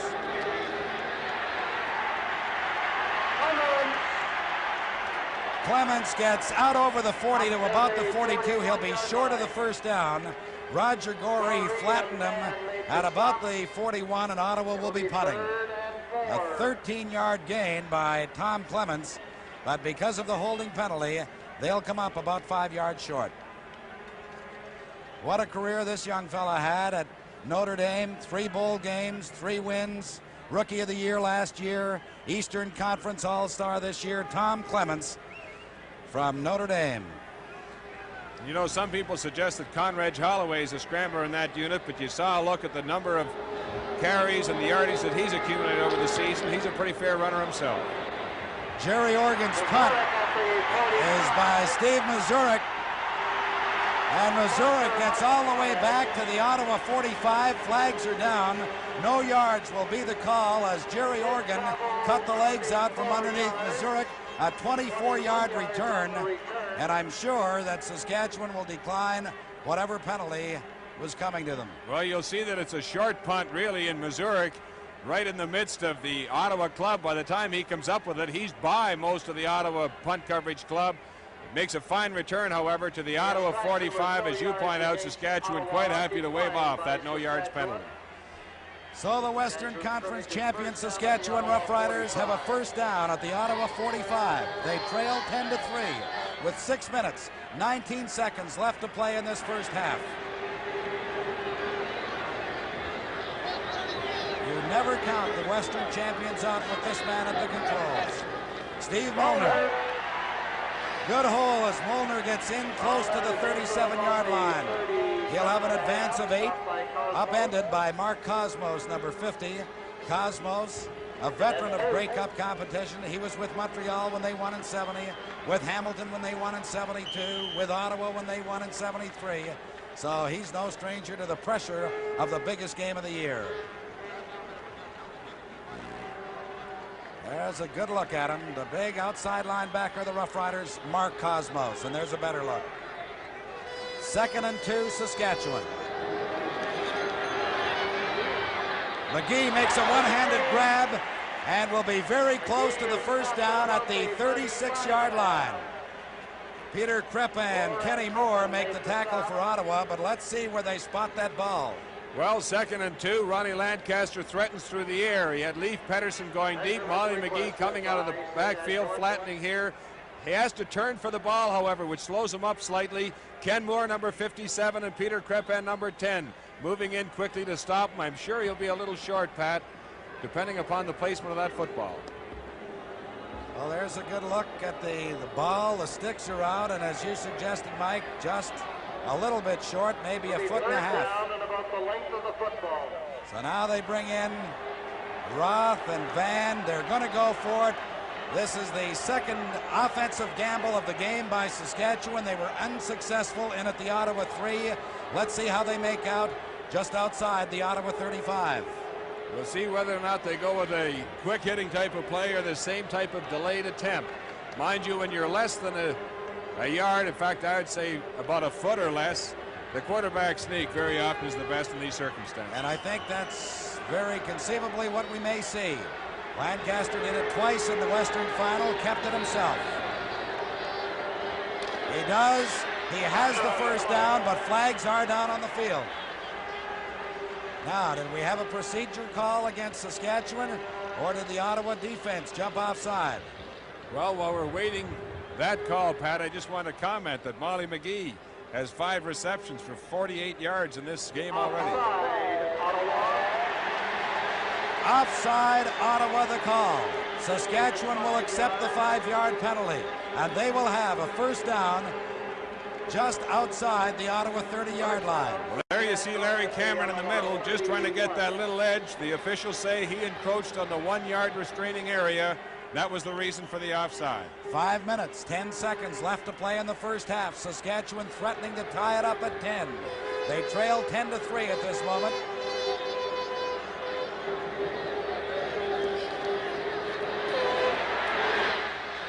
Mazurek makes the catch for the first down at the 15 in front of Wayne Tosh, who makes the tackle. Tosh collided with Kenny Moore at the 15. He's slow getting to his feet, but it is a first down as we go down to Bill Stevenson. Well, we've got a couple of boys who used to be teammates. That's college days, Ottawa University, Doug Faulkner and Neil Lumsden. Doug, you've had the earphones on, listening to the information from up top. What's been happening from there? Not too much. We're trying to find out basically what Ronnie Lancaster's trying to do. He's just an old pro. He's been in the league for so long now. It's pretty tough to figure out what he's going to do out there. He's going to try to go for a touchdown now. We'll be back in a moment. Let's go to Pat. Lancaster throws complete to Mazurek. Mazurek will score. Touchdown.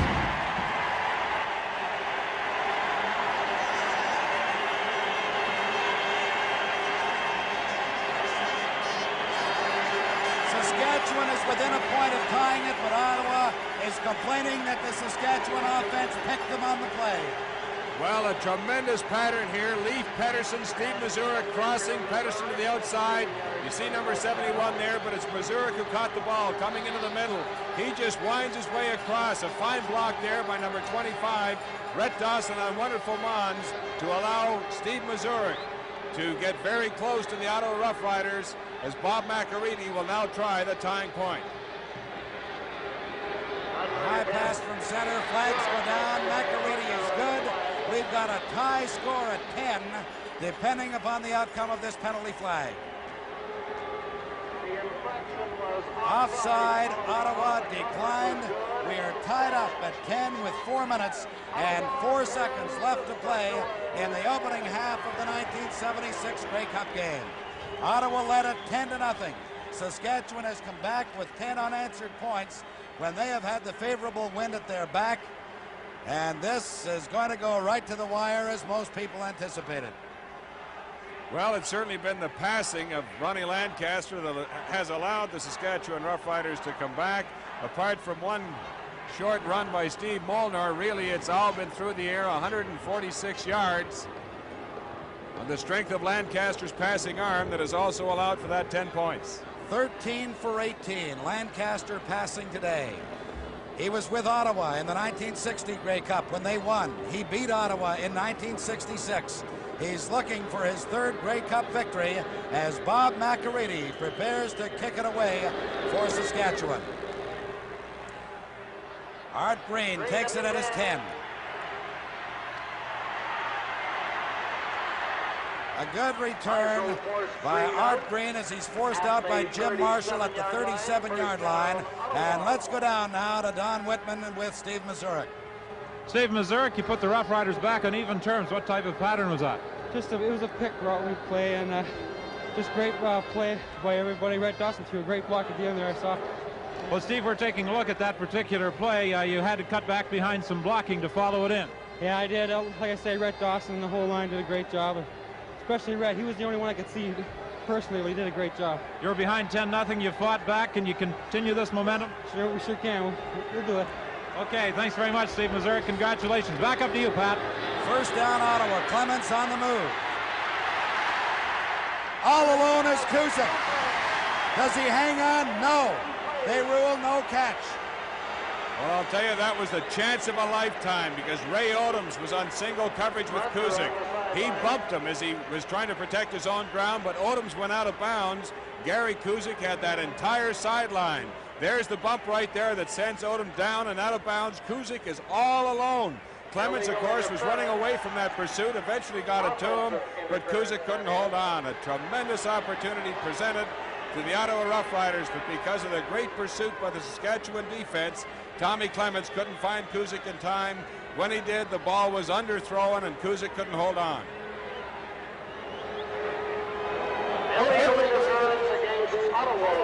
Well, you mentioned, Mike, that they had collided, and obviously they collided in such a situation that the referee feels there was offensive interference. And so the pass would not have been ruled complete anyway.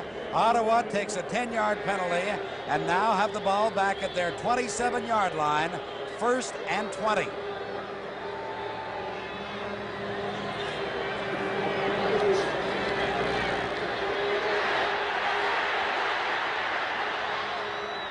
Clements throws complete to Foley. He drops the ball. Foley had the ball. Like Kuzik, could not squeeze it. It goes incomplete. It'll be 2nd and 20. Again, considerable rush. Tim Roth from the inside, George Wells from the outside. Wells had actually penetrated so much that he was able to get free of that rush, but then was off balance when he was throwing. And we're taking a look now at Molly McGee, who seems to have been shaken up on an earlier play. I believe that's Molly McGee, number 32. Yes, it is. McGee is being taped.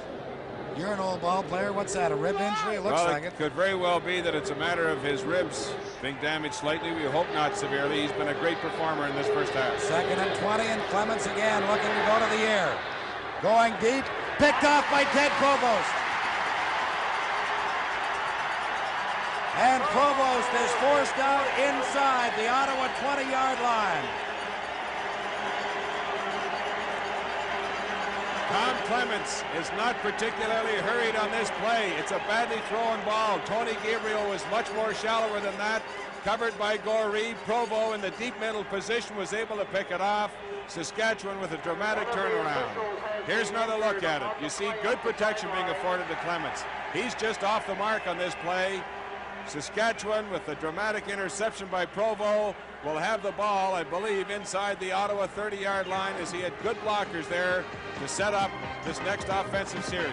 We'll be back with the score tied 10-all in a moment.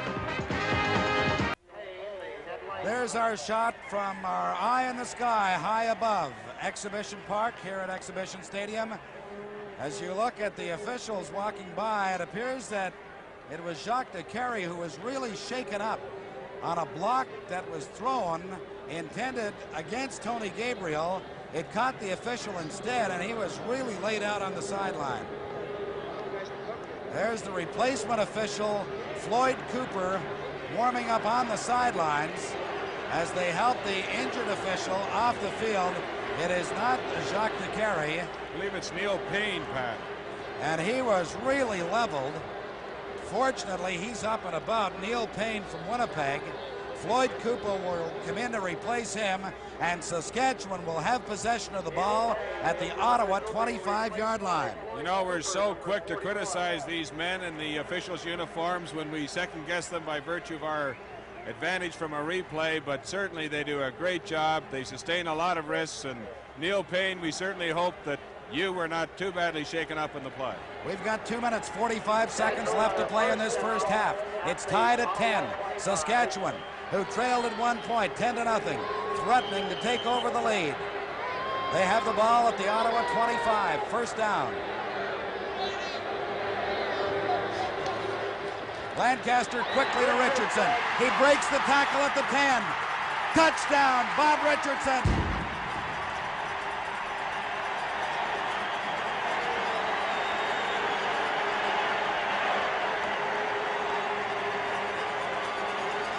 Rod Woodward could not hang on. Richardson scores. Ronnie Lancaster, the great veteran, read the safety blitz from Al Brenner. The linebackers were coming as well. He looked for that quick hitter to Bob Richardson, who just plowed over despite the attempts by Rod Woodward to stop him short. Bob Richardson, with that tremendous size and power of his, was able to drive the lone defender, Rod Woodward, with him into the end zone to put Saskatchewan ahead. A point after by McElready is good. The Saskatchewan Roughriders are out in front 17-10 with 2 minutes, 33 seconds left. What a play by Bob Richardson. Take a look now. We're just getting another replay of the convert to put it up to 17. I thought we were going to take a look at Bob Richardson for a moment, but just a tremendous job by quarterback Ronnie Lancaster with all of those years of experience, being able to detect the blitz coming from that Ottawa defense that has been so strong. The perfect call, of course, against that safety blitz with the linebackers coming as well. The quick look into your tight end. And Bob Richardson with that amazing power, able to just drag Rod Woodward for the last 5 yards. He broke the tackle, really, of Woodward and dragged Crepe and Stennerson with him into the end zone. So Saskatchewan is out in front by 7 as Bob McAreedy prepares to kick it off. And what a tremendous comeback this has been by the Western Riders. The ball fell off the kicking tee, so McAreedy tees it up once again. Ottawa led 10-0 after the first quarter. Saskatchewan has come back with 17 unanswered points, and it was the interception by Provost that set it up. McAreedy dribbles this one down to Ken Moores. On the short kick, Turcotte. Actually, it's Jeff Turcotte out to the 40.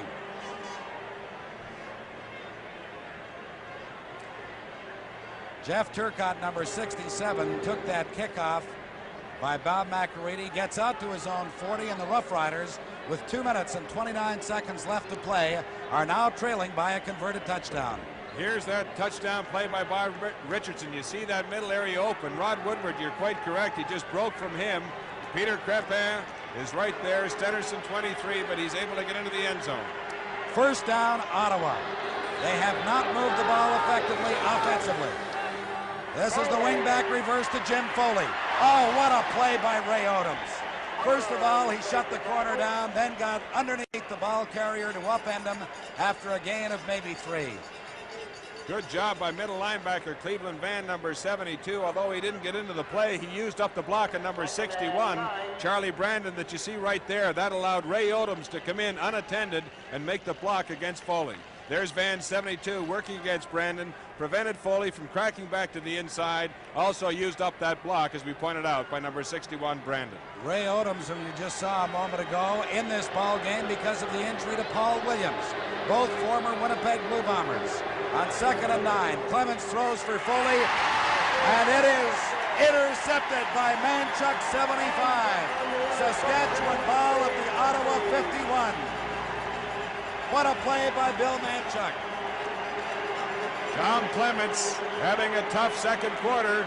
We saw Ted Provost earlier taking an interception off him. This play, he's looking to the left, coming back to the right, trying to hit Foley. But what linebacking play this is by Bill Manchuk to be able to follow him right to the sideline and come up with that big interception. Here we see it, Manchuk falling off with Foley right there, recovering, following him to the sideline. Foley had an edge on him, but the ball thrown a little behind. A minute 40 left as Steve Molnar is ridden down by Mike Fanucci, back of the line of scrimmage. Flags are down. We'll await the referee's decision on this one, as Fanucci broke in very quickly to nail Steve Molnar about 7 yards back. Holding is the infraction. Holding the call against Steve Mazurek, number 70. Ottawa will, in all probability, decline the penalty because they were able to nail the Saskatchewan ball carrier for a big loss anyway. And so it will be 2nd down.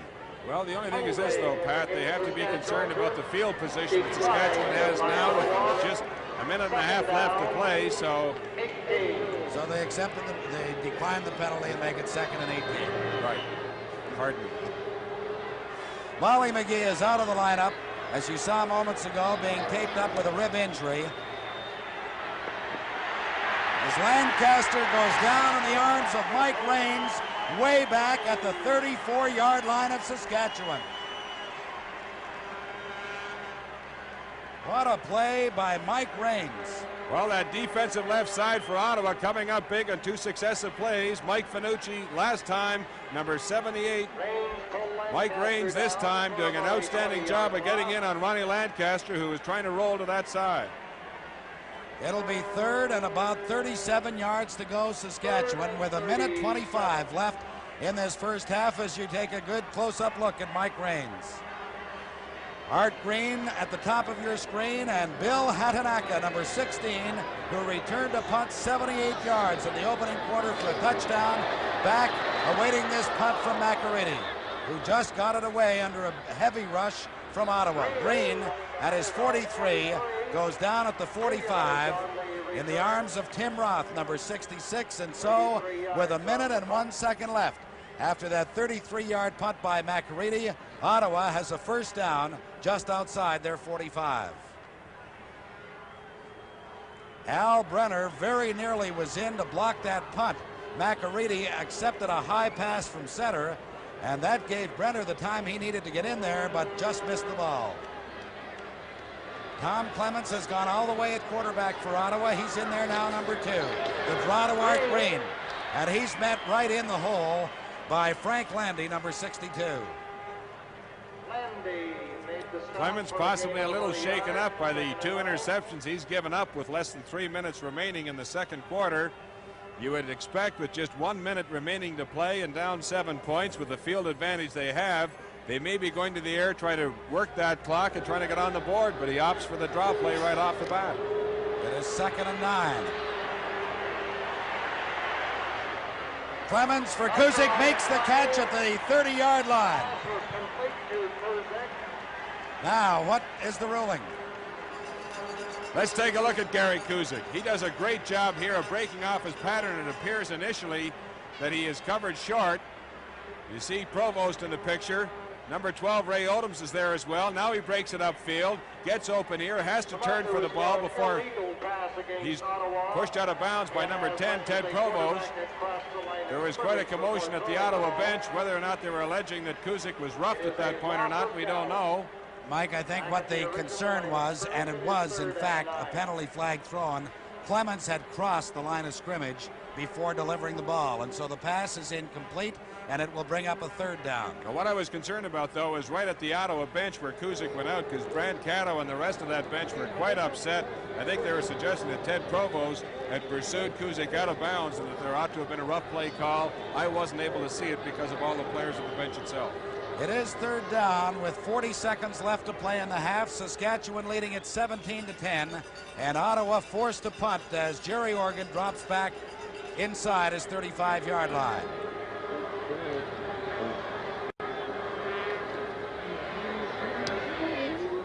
Good high punt by Organ, forces Pedersen back inside his 20.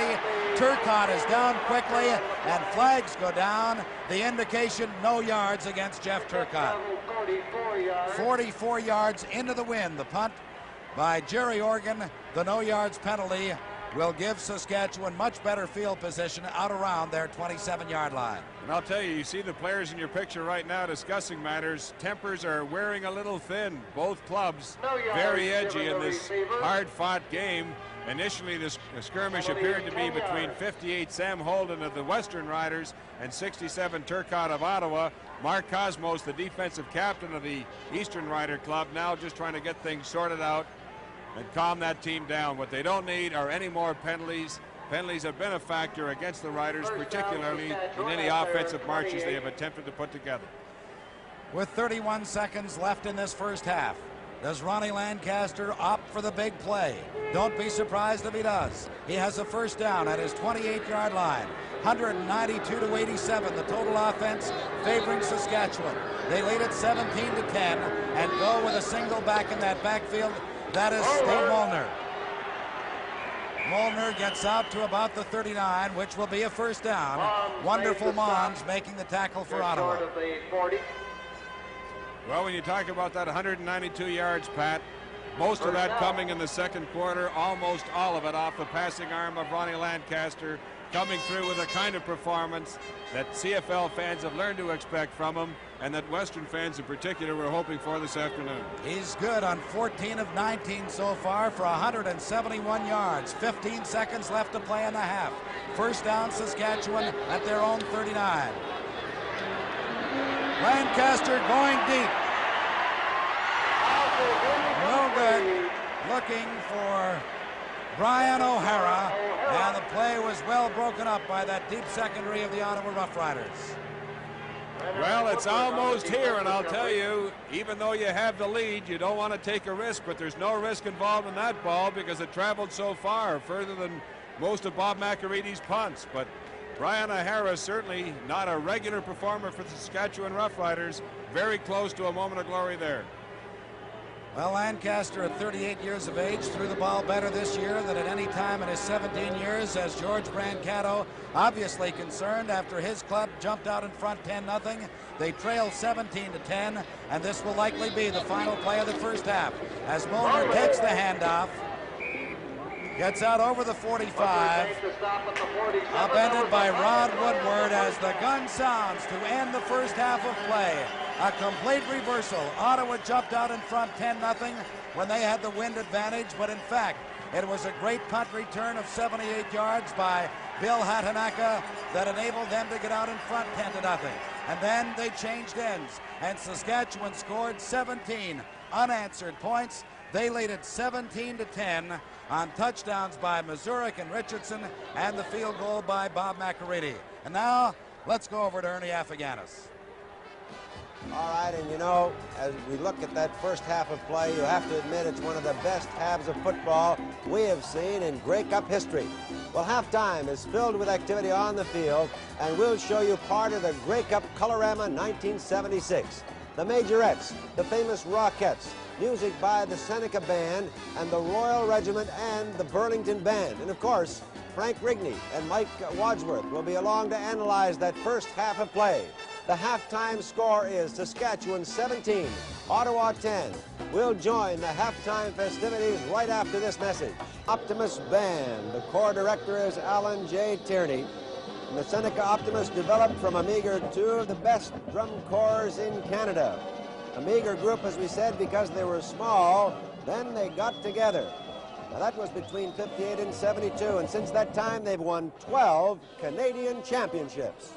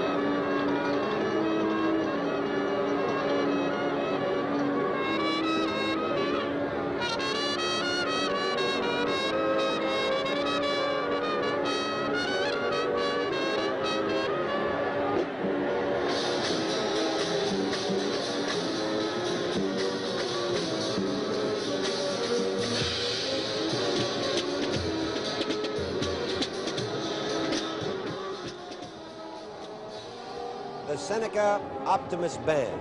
Well, we had some excitement in that first half. First it was Ottawa that jumped into that quick lead, a highlight there too. And then Ronnie Lancaster got things rolling for Saskatchewan. We're going to show you those highlights. Mike Wadsworth and Frank Rigney. Well, Ernie, I thought in that first quarter, and Frank, that it was the Ottawa defense that really allowed them to get into that quick lead. They weren't given a lot of credit coming into this game, Frank, but I thought the linebackers in particular were most effective. Well, they did a great job of shutting off the running game, and the first play we're going to show you as a highlight illustrates one of the great jobs done by middle linebacker Larry Cameron. You see him circled right there, number 52. Watch as he moves to his right side and makes a stop on Molly McGee, number 32, the former Ottawa Rough Rider, causing a fumble. That's Steve Molnar, number 19, leading McGee to the outside, but see the hit here as McGee is flying through the air, and he's stopped by Cameron. Al Brenner, of course, gets the recovery for the Ottawa Rough Riders. It did not result in any points as Oregon's 57-yard field goal was short. But very shortly thereafter, Saskatchewan was hemmed deep in their own end. Ronnie Lancaster trying to come out from about his 5-yard line. Mike Finucci, take a look at him now as you'll see him come into your picture right now. And Rudy Sims, both of them 68 and 65 respectively, get him almost for a safety touch, but they are forced into a punt position from their 1-yard line. Following this then, of course, the Ottawa Rough Riders had to settle for a field goal to go up 3-0 after Art Green had dropped a screen pass. Rough Riders from the west punt again. Bill Hadanaka, the man of the hour, the rookie of the year, 78-yard punt. He works to his outside. Ted Provo is concerned about his outside leverage position. Thereafter, it's Hadanaka's speed. Bob McAreedy had a shot there, but a good inside move allows Hadanaka to elude him. Lou Clare cannot catch up, and Hadanaka goes into the end zone to put the Eastern Riders ahead 10-0. But thereafter, Frank, it appeared to be mostly Saskatchewan. Well, it really turned out to be an great offensive display by the Saskatchewan Roughriders in the second quarter. Actually, the last play of the first quarter, Ron Lancaster found Rhett Dawson, the leading receiver in the Western Conference, to start off a drive. But then there was a tremendous catch by Molly McGee. Once again, a former Ottawa Rough Rider. We'll see him right now. McGee, of course, is just to that inside. He was a running back coming out of the backfield.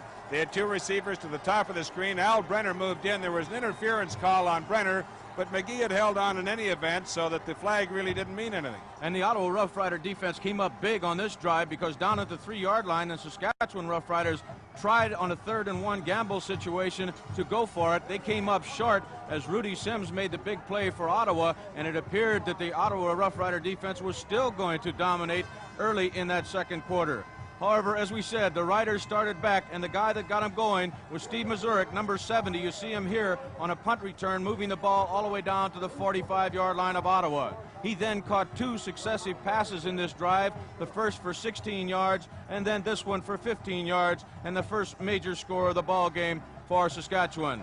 Leif Pettersson, number 71, was the inside man coming to the outside, what they call a pick play, as Steve Mazurek works back across the middle. Rhett Dawson lays a terrific block there on wonderful Mons that prevents him from being able to stop Mazurek from going into the end zone. A very big moment for Steve Mazurek. That made the score 10-10, and then Tom Clements with all kind of time to throw once again, as he's had most of the day, overthrew this ball, and Ted Provost picked it off for Saskatchewan's first interception. That came, of course, with less than 3 minutes remaining, and the Saskatchewan Roughriders continue to work the ball primarily on the passing arm of Ronnie Lancaster as he finds Bob Richardson. On this play, the Ottawa Roughriders were in a safety blitz. Lancaster read the play, hit that quick look into Bob Richardson, and he just drove the last couple of people into the end zone. That's right. He caught Brenner on that safety blitz in that situation, and that's why the experience of Ron Lancaster has been so important in the first half. Well, the Grey Cup 1976 with Don Chevrier and Frank Rigney returns for just a moment after this.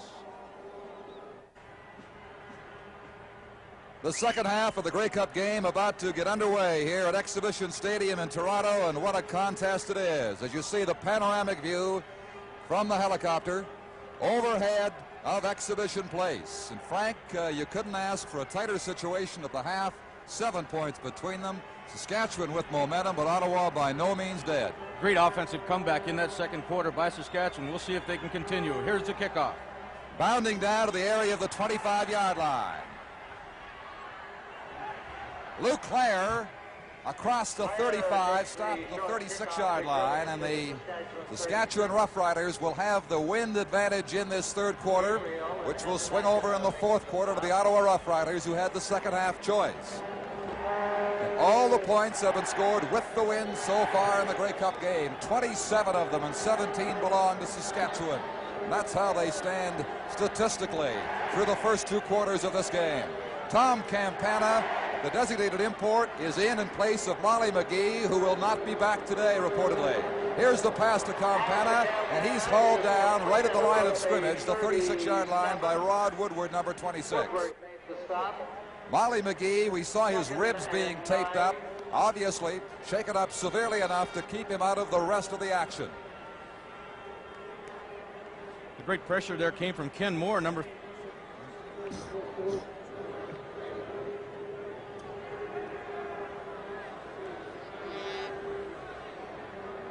This then is second down and 9. They got a yard on the last play, the 37-yard line. Flags fly. Ottawa could be offside. The pass to nowhere at the 50-yard line. No receiver there for Ron Lancaster.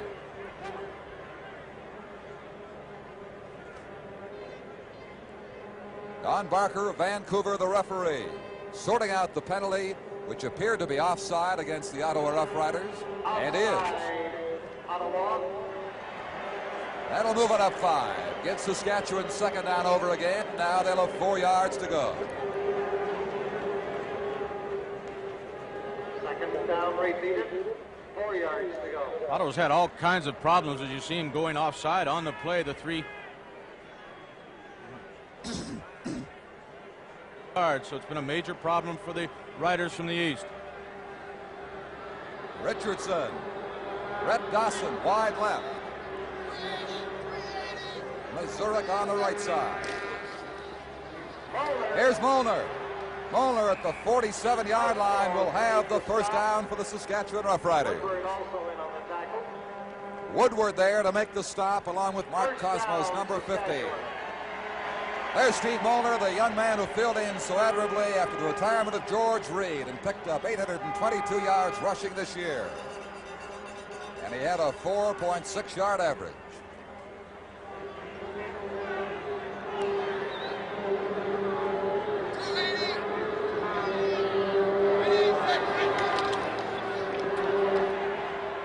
That pass thrown badly in behind Rhett Dawson by Ronnie Lancaster, who at times has not looked sharp in throwing today.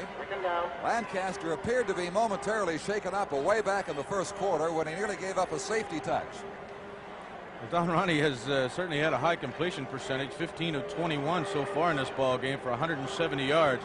And of course, the go-ahead touchdown was to Bob Richardson, number 77, the big tight end.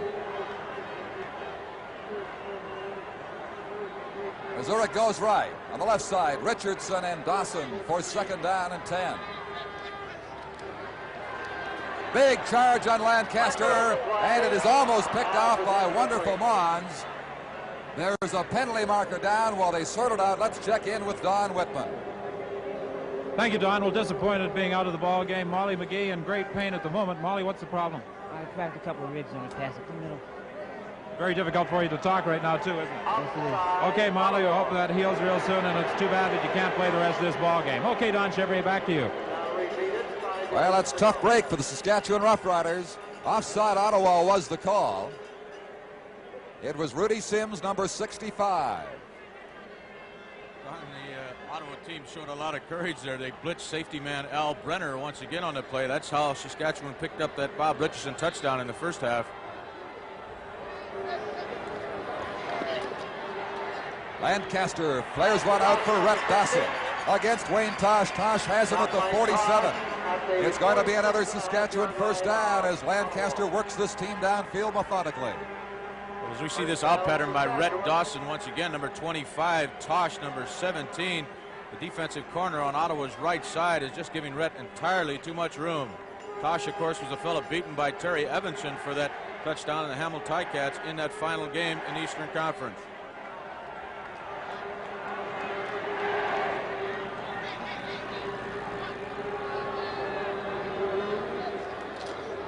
This is Molnar. Met by Cosmos around the 43-yard line. He'll have 3 to 4 yards. Molnar, rather ineffective in the first half, beginning to move now with the ball as John Payne looks on, the head coach of the Saskatchewan Roughriders, leading by 7 at 17 to 10. 10 points for Ottawa consecutively with the win, then 17 in a row for Saskatchewan when they had the following win in the second quarter. We are now 3.5 minutes into the third. This is second down. No good. Telestrator, Ronnie, telestrator. That was Leif Patterson with Peter Crepan defending as he dropped the ball right there. It's going to be third down and 6 for Saskatchewan. Don, let's take a look at that once again. If we can start this play up, we'll stop it right there. You'll see Al Brenner once again coming into your picture, number 13 on that safety blitz. We talked about it on the previous play. That's exactly how the Ottawa defensive secondary got caught in the first half when Ron Lancaster found Big Bob Richardson for that major score. Brenner doesn't put any pressure on Lancaster, and that, of course, eliminates one defensive back from the Ottawa secondary.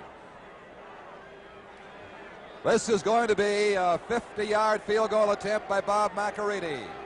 About 51 when Ron Lancaster puts it down. McAreedy has got it as the cannon goes off in the end zone. Saskatchewan has a 10-point lead.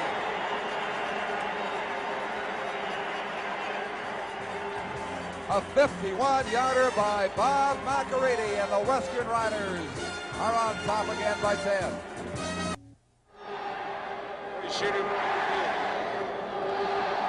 That field goal by McAreedy missed by a yard. The Grey Cup game record set by Dave Cutler last year, a 52-yarder. But his 51-yarder has put the Saskatchewan Roughriders, there's one of them, Bob Richardson, on top by 20 to 10. All right, D, let's go now. Come on. Put him down, D. Stay on, Rod. Stay on. Richardson, who scored a big touchdown in the Western Final, a big touchdown in the first half of this Grey Cup game. Hey, Donnie, that was really one of the greatest catches I've ever seen in playoff history in the Western Conference. One Richardson caught against the Eskimos. He proves a man does not necessarily need two hands. Here is Tom Clements, first down, 35. Tony Gabriel, first down, Ottawa, a gain of 16 yards. Gabriel forced out at the Ottawa 52. Cleveland Van forced him out at the 51-yard line. Well, you see just a quick out by Gabriel, and he does it all on his own once he gets the ball. That's McEachern he gets away from, number 20. And you see the blitz here by Bill Manchuk, the linebacker on the far side from Saskatchewan. Both teams now are blitzing their opposing quarterbacks. He does not, however, pressure Tommy Clements. Back to live action. From the Ottawa 51. Martin Green has 4 yards near midfield. Auclair made the tackle. Let's check in now with Bill Stevenson.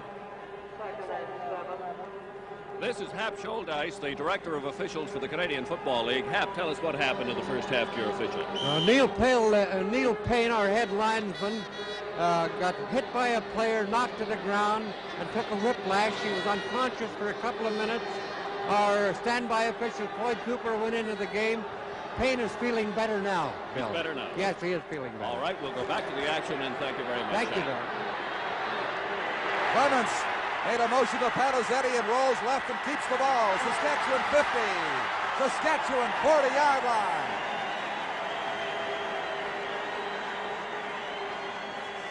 And again, it was Cleveland Van who tracked him down.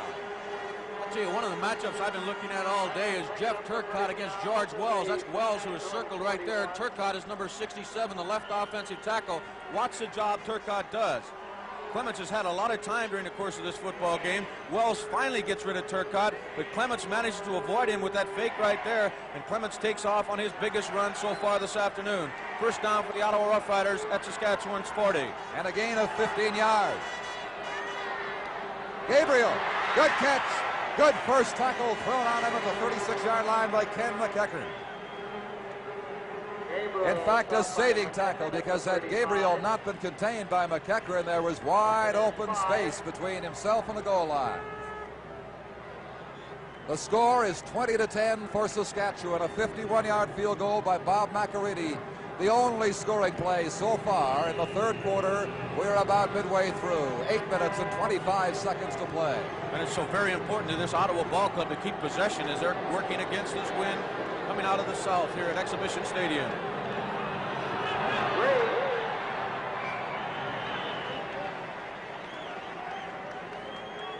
That is Art Green across the 35 to about the 33-yard line. Ottawa's had a lot of trouble trying to handle Cleveland Van, the middle linebacker, who's circled right there. They try to do it this time with Tom Schutte stepping behind his offensive center and coming up and hitting Van, number 72. Van fights off the block fairly effectively. Schutte is number 56. Van gets in on the stop. It'll be 3rd and 3 for Ottawa, and it appears that they will bring in Jerry Organ. There's Neil Payne, who was injured in the second quarter, relieved by the spare official Floyd Cooper at head linesman. Field goal attempt from the 40-yard line by Oregon, held by Woodward. He's got it. Once again, they are only a touchdown apart. As Oregon's field goal makes it Saskatchewan Roughriders 20, Ottawa Rough-Riders 13, a little over 7 minutes until the end of the third quarter of the 1976 Grey Cup game.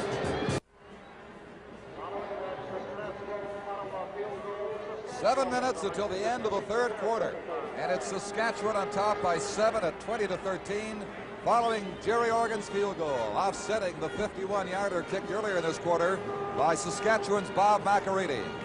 And has been the pattern all day. Saskatchewan, as Ottawa has chosen to do so earlier, will go from the 35-yard line. And Hap Schuldice, the official supervisor, huddling with members of his staff at the timing bench, because I think the clock ran down an extra 11 seconds after the field goal by Jerry Organ went through, and they're making note of an adjustment in time. Bill Stevenson's there. He'll let us in on it in just a moment. Let's go, Bill. Let's get right into the action. We'll find out for you exactly what the discussion is. You take a look at Ron Lancaster. Wants to move this Saskatchewan ball club. You see his passing stats for the afternoon so far. What a great afternoon the 1976 outstanding player in Canada has had so far.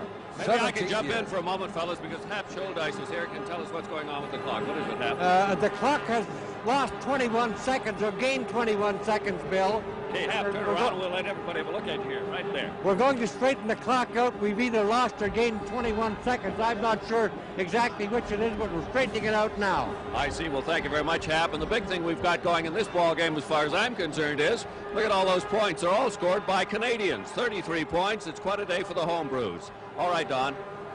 Well, that clock did keep ticking, so they have lost the time. And they will adjust accordingly as they advise the Ottawa captains now of the timing situation down on the field. I'll tell you, the enthusiasm of this crowd, which was electric at kickoff time, is building as this game goes on, as the drama intensifies and the tension is increased. 7:04 is the time on the clock on the board. We suspect they have an extra, perhaps 20 seconds still left on top of that. Saskatchewan goes from the 35 with the first down. Molnar dropped the ball. He was at the 35-yard line. He was challenged there by Ken Moore, the linebacker, number 57, and did not hang on to it. He was very, very well aware of Ken Moore, the great linebacker of the Ottawa Rough Riders, who picked up a fumble in that final game against the Hamilton Ticats. Very key turnover for the Riders in that ball game. 2nd and 10 for Saskatchewan. They found the missing time. The clock started on this play, did not run on the last play. A good look there at Ken Moore, who forced Molnar. Now Lancaster is going to go deep down the middle. He's got Richardson, center field, the Ottawa 52-yard line. First down, Western Riders. Larry Cameron and Mark Cosmos combined to bring him down.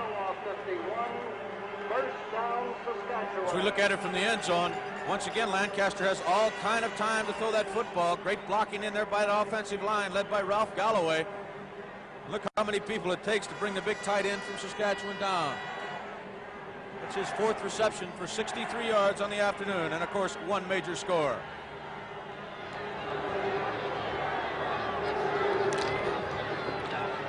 For Richardson, tipped, and they cannot make the interception on the deflection.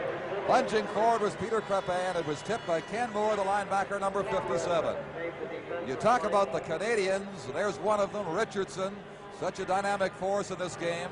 It's going to be very difficult to choose that Outstanding Canadian Player Award, the Canadian Pacific Award at the end of the game, not to mention the Outstanding Player Awards offensively and defensively.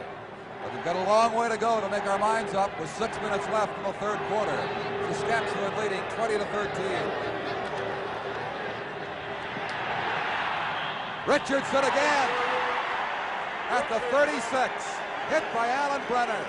They can't seem to find a way, Frank, to contain this big tight end of Saskatchewan, Bob Richardson. I'll tell you, Ronnie Lancaster's having his problems after he gets rid of the ball. Watch Fanucci, number 68, beats his former Rough Rider teammate from the east. Miller, number 67, the right offensive tackle, and Fanucci really drops Lancaster after he gets rid of this football.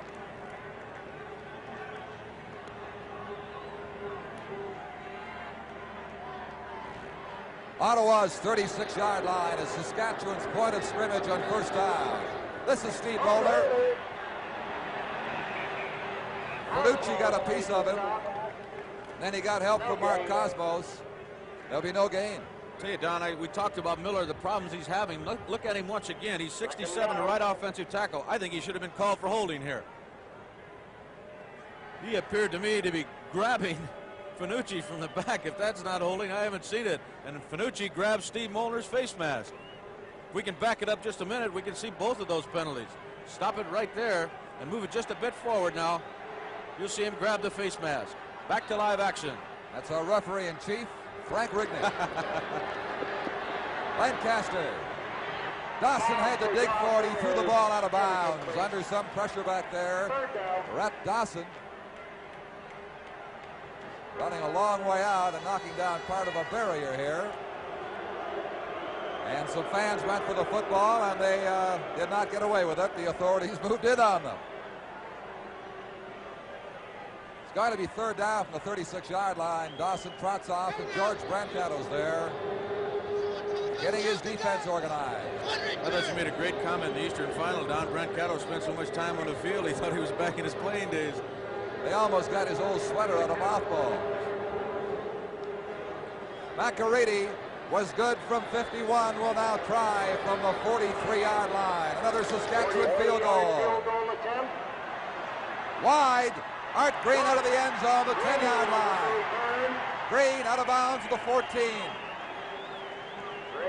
Roger Gorey chased him out.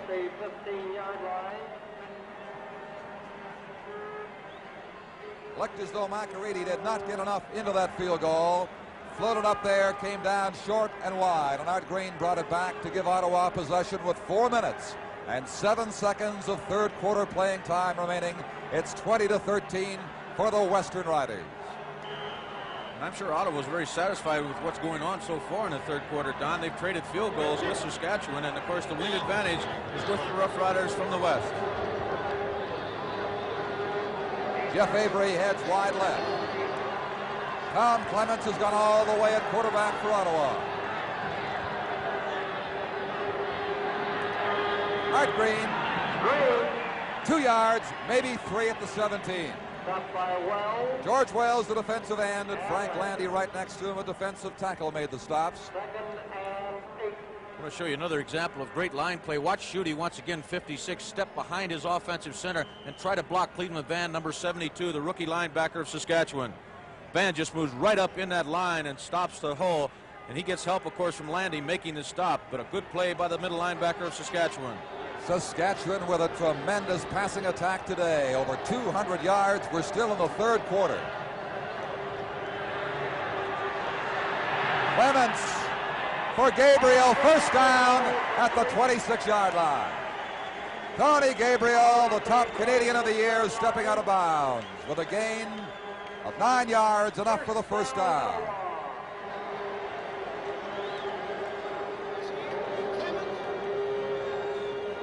We have 3 minutes and 2 seconds left in the third quarter, and it's Saskatchewan 20, Ottawa 13 in Grey Cup 1976. Tom Clements almost went out of this ball game on that last play before the commercial interruption. There's Jeff Turcotte missed the block on George Wells. Actually, he hit him pretty good initially, as you see him knock him down there. But Wells got up with his great pursuit and really drilled the young quarterback of Ottawa. He got up very slowly after that one. First down to the 26-yard line. Clements staying in there. Art Green across the 40, the 30 and 35. He's got about 9 yards. Art Green makes the Ottawa offense go. Jesse O'Neill and Ted Provost combined to bring him down. Green today, in his rushing for the Ottawa Rough Riders, has picked up 60 yards in 14 carries. There he is, number 20 for the Eastern Riders. Top rusher in the East, second in the country to Jim Washington of the Winnipeg Blue Bombers.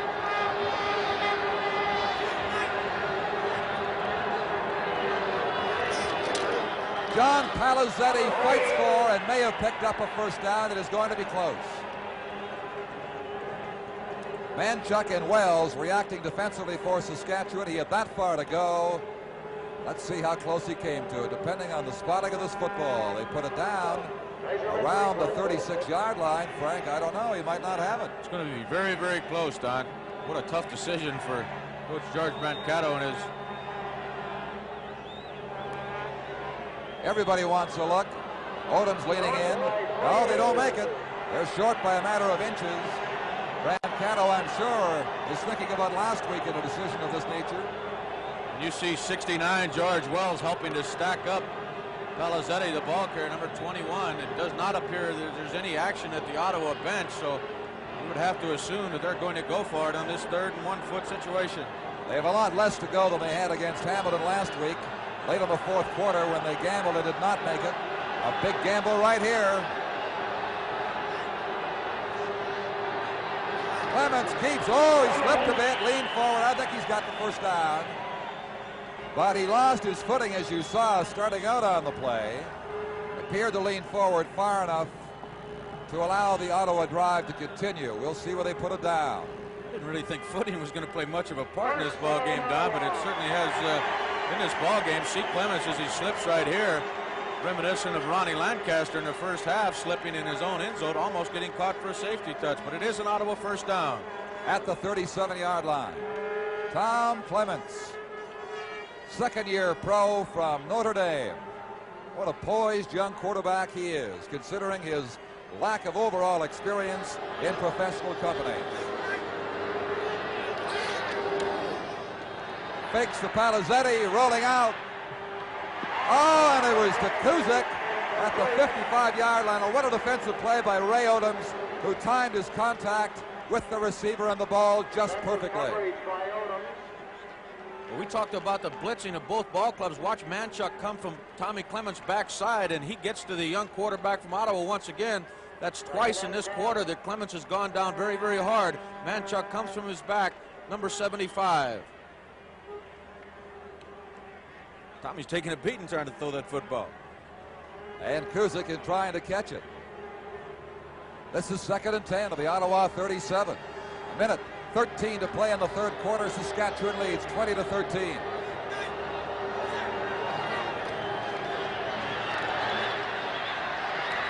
For Foley, a good goal. He dropped the ball. He had it for a split second, then let it get away at the Saskatchewan 50-yard line against 3 defenders. Tell you, Don, you called me a referee a while ago. Let's take another look at what I thought was it should have been a holding call. That's Charlie Brandon there, number 61. Watch him as he's working against Landy, 62.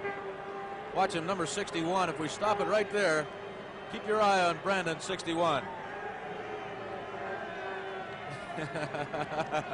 I'll tell you, if another official goes out of this game, you may be going in. You see a good secondary shot there as that ball is really delivered super by Clements. An excellent throw to Foley, who dropped the football. Well, he was trying to make a catch under difficult circumstances there. Campana is back with Marshall at the 35-yard line for this punt from Jerry Organ, which is going to be a run by Organ. And it all opened up for him. He's got a first down, midfield, still going at the 45-yard line. Jerry Organ at the 30, Organ at the Saskatchewan 21-yard line.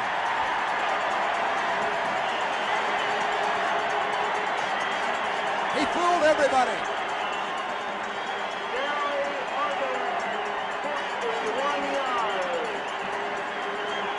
Donnie fooled me as well as he brings that ball back 51 yards. The story of this ball game so far for Ottawa has been their specialty teams. What a great return. Finally stopped by Tom Campana and Brian O'Hara, number 16. But another big play by that Ottawa specialty team. First down on Saskatchewan's 21. Only 19 seconds remain in this third quarter.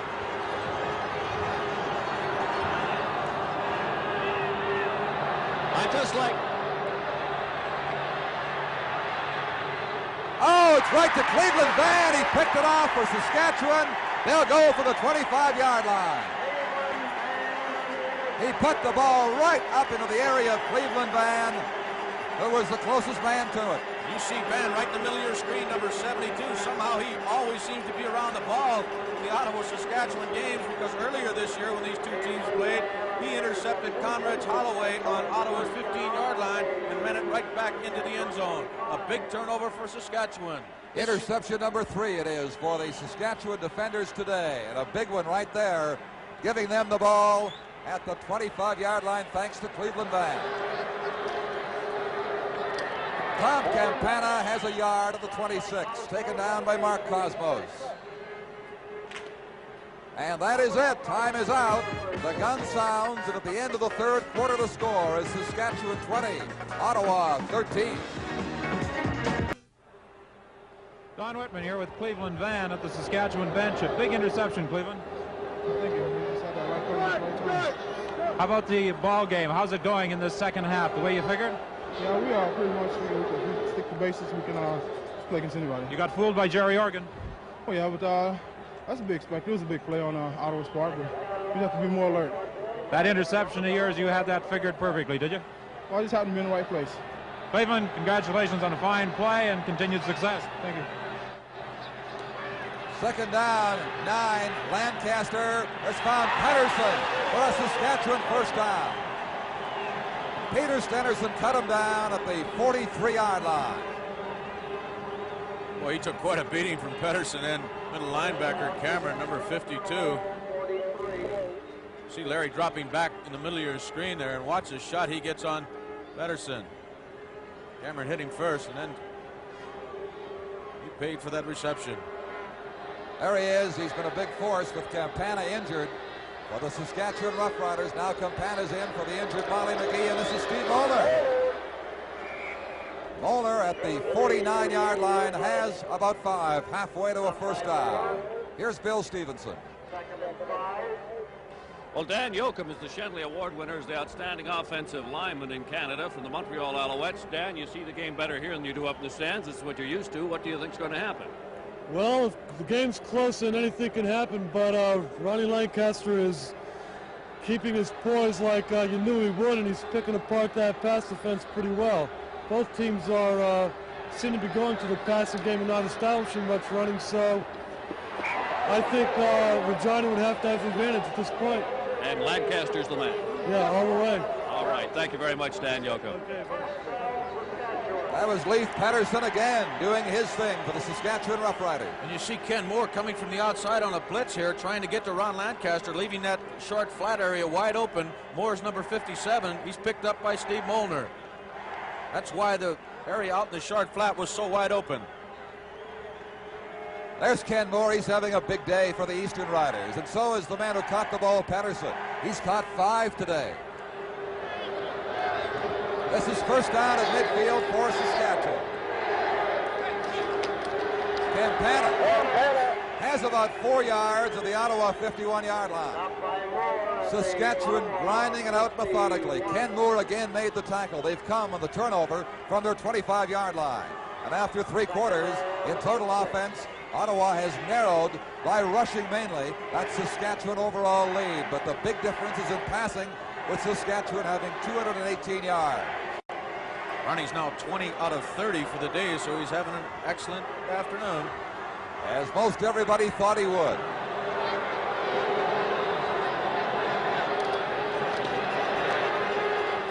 Way over the head of Mazurek at the 35-yard line. Brenner was back there. Even he couldn't get to it. He was in behind the Saskatchewan pass receiver, so it goes down to 3rd and 6 now. This Saskatchewan drive is finally stalled. Well, Ronnie didn't see Leif Pedersen, number 71, breaking out on a very similar play because Ken Moore, once again, that weak side linebacker, had blitzed on the play. Pedersen was wide open in the flat. One of the other Saskatchewan receivers, Rhett Dawson, 25, as he trips over Mons going downfield. But it was Pedersen on the far side of the field who was wide open. This is Bob McAreedy, the Saskatchewan punter. High snap to him. He skims it along the turf. It goes to the 45-yard line. They'll call no yards against Saskatchewan. Wayne Toss picked it up. And it was a minor miracle that McAreedy even got the ball away. Once again, we see slippery footing causing a problem again. The snap is very, very high, as you said, Don. McAreedy went up, knocked it down, and then slipped. Cosmos almost blocked it right there. Just a 7-yard kick. Then they take the walk-off for the no yards penalty and put the ball down to the Ottawa 54-yard line. That's the second high snap for Gary Brandt. You're right about Cosmos. He was a hair away right there from blocking it and forcing that ball farther downfield. A punter's nightmare for Bob McAreedy. Here come the Ottawa Rough Riders, trailing 20-13, just under 12 minutes left.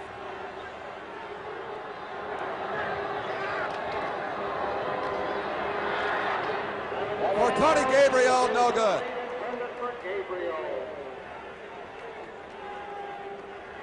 He had 3 defenders chasing him and could not catch up with the football. Ottawa has sent in young Bill Hananaka, who, of course, ran 79 yards earlier in this game on the punt return.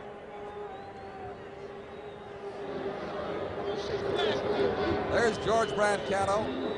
He and John Payne share an equal level of anxiousness right now as it's coming down to the final 11 and a half minutes of the Grey Cup. They're a touchdown apart. There's Bill Hananaka, number 16, wide left. Second down. Clements challenged down to the 45 by George Wells.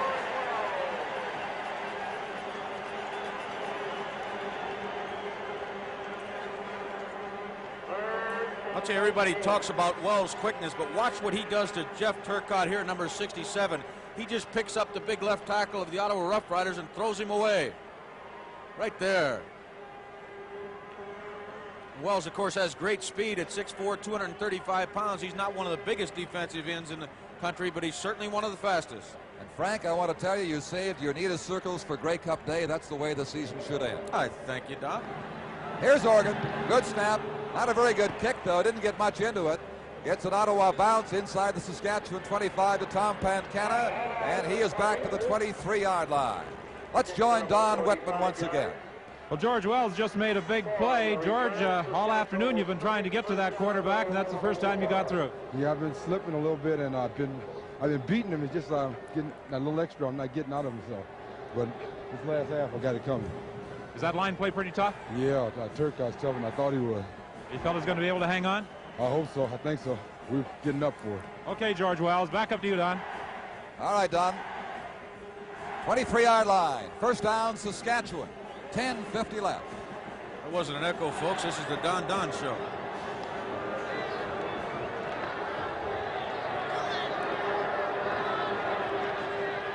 Campana cut down by Jim Piaskowski at the 20-yard line. That'll cost him 3 yards as the defensive end came knifing through, number 73. Big second down for Saskatchewan here without the wind. They are in danger of giving this ball back to Ottawa in the vicinity of midfield unless this drive continues. You have to believe that Ronnie's going to put the ball in the air once again because they've only managed 41 yards rushing the ball all afternoon. Ottawa's defense has been most impressive against the rush. Second and 13 now. Campana swings out of there. Lancaster throws it to him, too low. Lancaster is being challenged by the linebacker Mark Cosmos and Larry Cameron. So it's going to be third down and 13. Saskatchewan's punting team comes onto the field. They'll be punting from near the 20-yard line. 20-13, Saskatchewan leads. just under 10 minutes of the Grey Cup game remain. Oh, the stories this battered old trophy could tell. The Grey Cup. And in the final 10 minutes now, we will soon be able to tell which of these teams will possess it for 1976. Third down, Saskatchewan. McAready stationed near his 5-yard line to kick into a win. The snap into his hands from Brandt, but the kick hangs up around the 50-yard line. And for the Ottawa Rough Riders, Bobby Myrick brought it back to the Saskatchewan 50, so indeed Ottawa does have better than midfield position for an attempted comeback drive. First down, Ottawa. I'll tell you, their defense just keeping the Saskatchewan Rough Riders pinned down in their own end. They're giving the Ottawa Rough Rider offensive unit plenty of chances. Saskatchewan leads this ball game 20-13, 9:22 remaining. Avery left, Adenaka wide right. Foley in the slot. This is Art Green. Picks his way to the 45. He's got about 5 in the grasp of big Jesse O'Neill, Saskatchewan's left defensive end. 2nd and 5. 9 minutes exactly remaining now. John Payne with Ron Lancaster at the Saskatchewan bench. The big task for John Payne's team right now is to stop the Ottawa Rough Riders. They're a touchdown down at 20-13.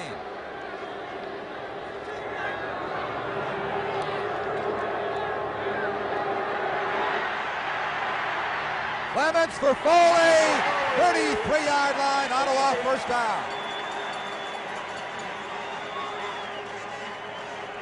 Clements went shopping for a receiver, and at the very last moment he found number 9, Jim Foley. I'll tell you what, a tremendous job of getting this football away, too. George Wells gets caught to the inside and allows Clements to get to the outside, but he just manages to dump that ball off to Foley. They gave him an extra 2 yards. Watch where they placed the ball, the 31. He went out in the 33. Well, let's take a look at it once again, Don. Are you joining me on the officials team here? I can't let you work alone. It is the 31-yard line. First down, Ottawa. Pitch to Green. And he is into the 27, where Frank Landy finally stopped him. He's trying to follow a block from Charlie Brandon, right guard, number 61. 8 minutes remaining now. 4-5 yards it was for Green on that carry. Remember, if they're tied, it'll be overtime. 2 10-minute halves, a brand new mini game will begin. Right now, Saskatchewan clinging to a 1-touchdown lead as Ottawa presses for the tying points.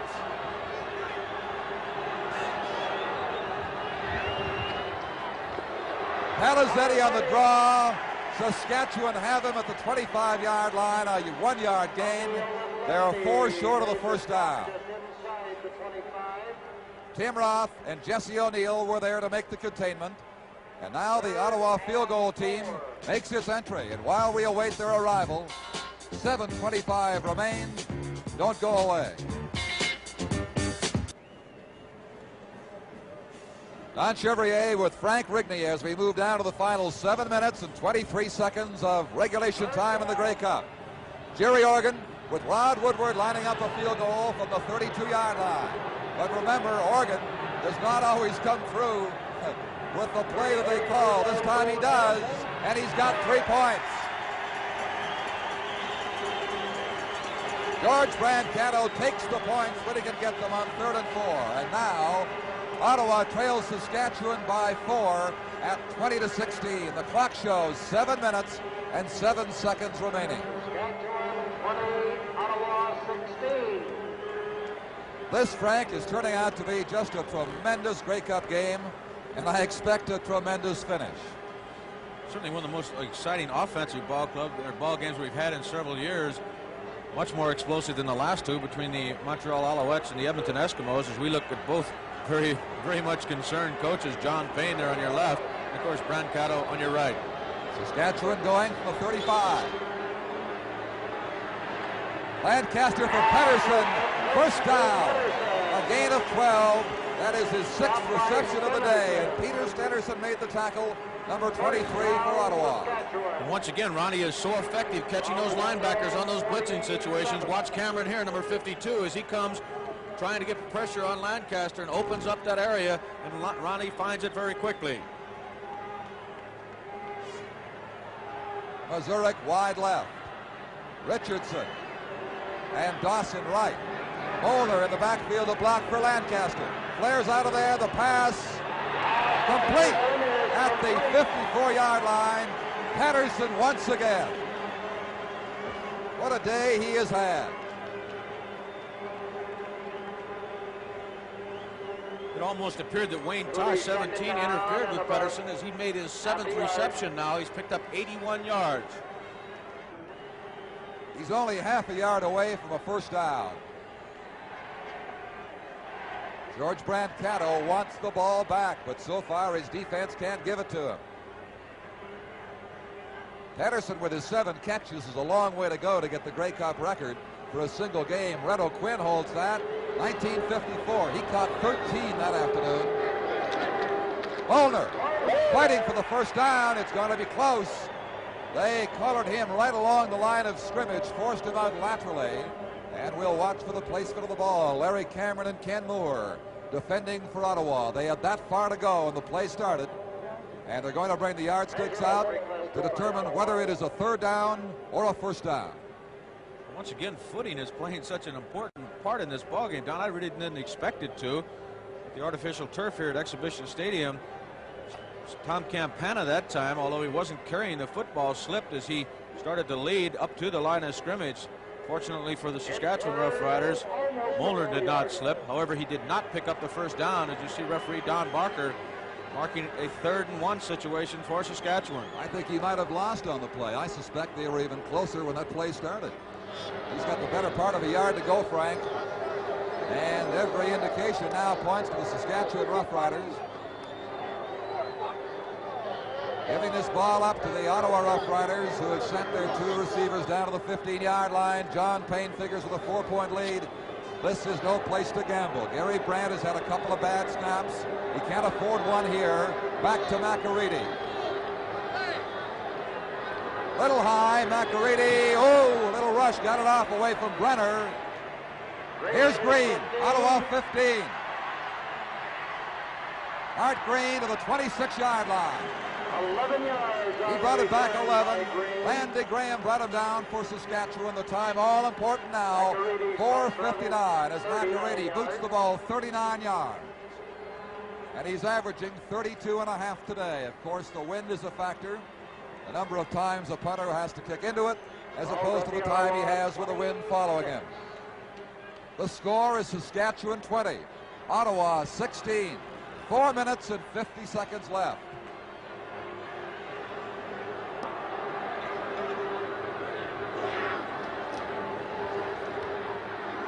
All kinds of time for Clements. Finds Avery. Avery has a first down to the 39-yard line. Bill Manchuk forced him out of bounds. Well, I'll tell you, Cleveland Van came very close to getting a roughing penalty as well because he hit Avery after he was out of bounds.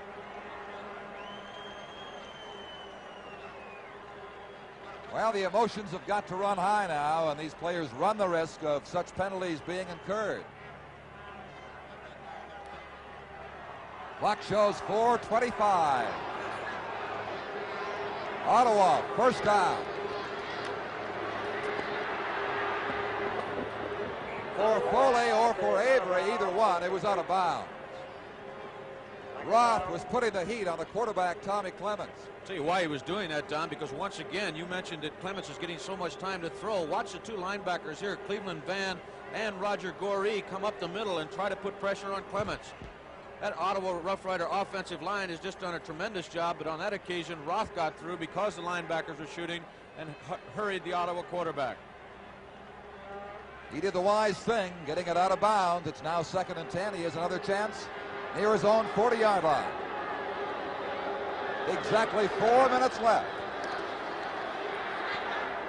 For Green. Good block for him. Green has an Ottawa first down at midfield. Cleveland Van hit him, but he picked up 15 yards. Big block by Jim Cood, number 60, the right offensive tackle, and it appeared that Bill Manchuk was hurt just a bit there. He was hurt, of course, in the final game. All-star linebacker of the Riders on that side. This is the man that makes the Ottawa offense go, mainly when he runs with the ball, but on occasions like that.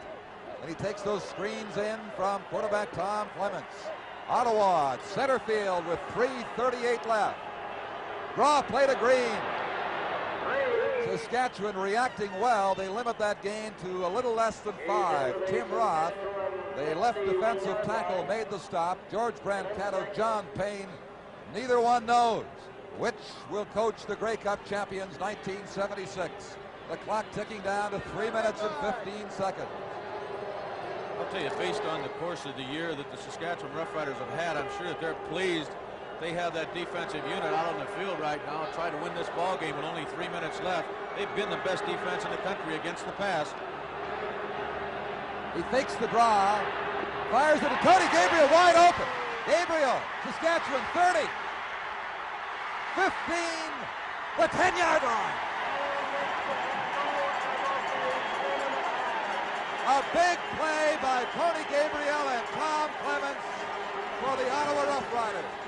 I'll tell you, watch Gabriel come from his tight end position. All three of the linebackers from Saskatchewan just completely ignore him. He just moves across and comes across on a crossing pattern only about 8 or 10 yards deep, and he's so wide open, Tommy Clements sees him easily. He moves the ball all the way down to the 10-yard line. We'll be right back with the Ottawa's first down after this.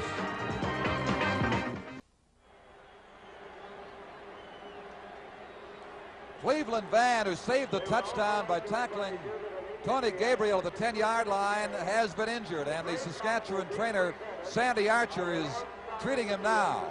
But what a play by Clements and by Gabriel. And Jeff Avery, number 18, who gets a big block. You see how wide open Gabriel is, and watch the block by Avery there. That was Jim Marshall, 26, that he picked up, and here comes Van in to make the stop. Hard to tell, Frank, how he was injured on that play. He now is up on his feet. Cleveland Van, who's made so many tackles for Saskatchewan today, now being assisted very slowly across field by the Saskatchewan trainer. Now, what a finish this is likely to be. If the Ottawa Rough Riders are able to get this ball into the end zone, they could go ahead 23-20. Of course, Saskatchewan would have time. There's 2:44 remaining in the ball game, and there's no quarterback in the history of the Canadian Football League can use the clock better than Ron Lancaster. But watch his hit once again as Van, number 72, puts a stop on Gabriel. I really couldn't determine, Don, as you mentioned, how he was hurt. Well, the adjustment for Saskatchewan could be critical here. They're putting Roger Gorey in the middle, and they'll bring in Lou Clare in the corner. Brancato's team may well exploit those people playing new positions on this key play from the 10, while Van is on the sideline.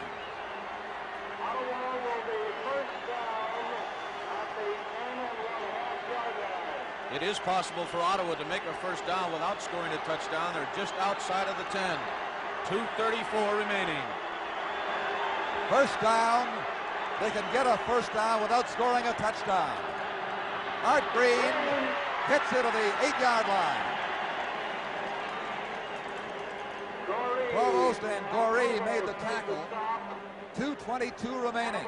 The fellow that just made the big catch, Shenley Award winner as a Canadian of the Year, gets a block on Luke Clare, number 31, to allow Green to go to the outside. However, a great play by Ted Provost, the safety, limiting the gain to 2 yards. 2nd and 8 for Ottawa, 2:18. Time and score of the utmost importance. 20-16 Saskatchewan. 2nd down Ottawa. Saskatchewan 8-yard line. Clements to the 1-yard line. He fumbles the football. The ball has been ruled down, I believe, as they all went scrambling for a free football. George Brancato's heart skipped just a little bit. The key question now is, do they have the first down? I do not think so. Don, I don't think they have the first down, but unquestionably they'll go for it. 1:56 remaining. Field goal does them absolutely no good as Saskatchewan's leading 20-16. Take a look at it again as Clemens appeared to not really have an option here. He wanted to run with that football, and he got outside of Goree and inside Provost before Cleveland Van, who came back into the ball game, hit him right there.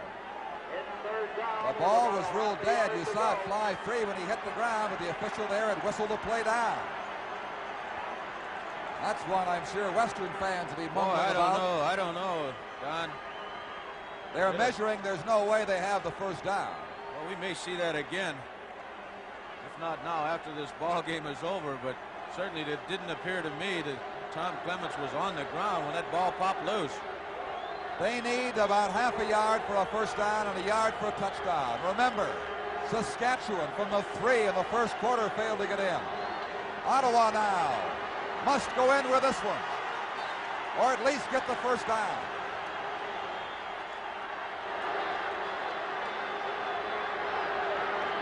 Clements.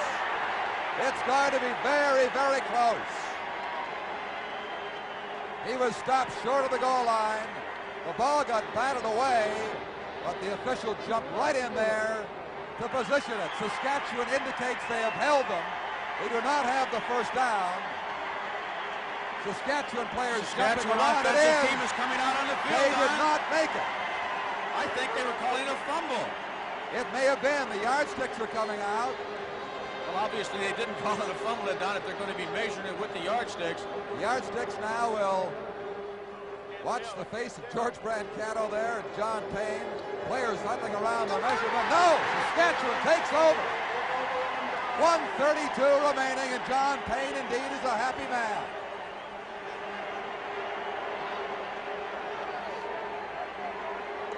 Ottawa stopped inches away from a possible Grey Cup victory.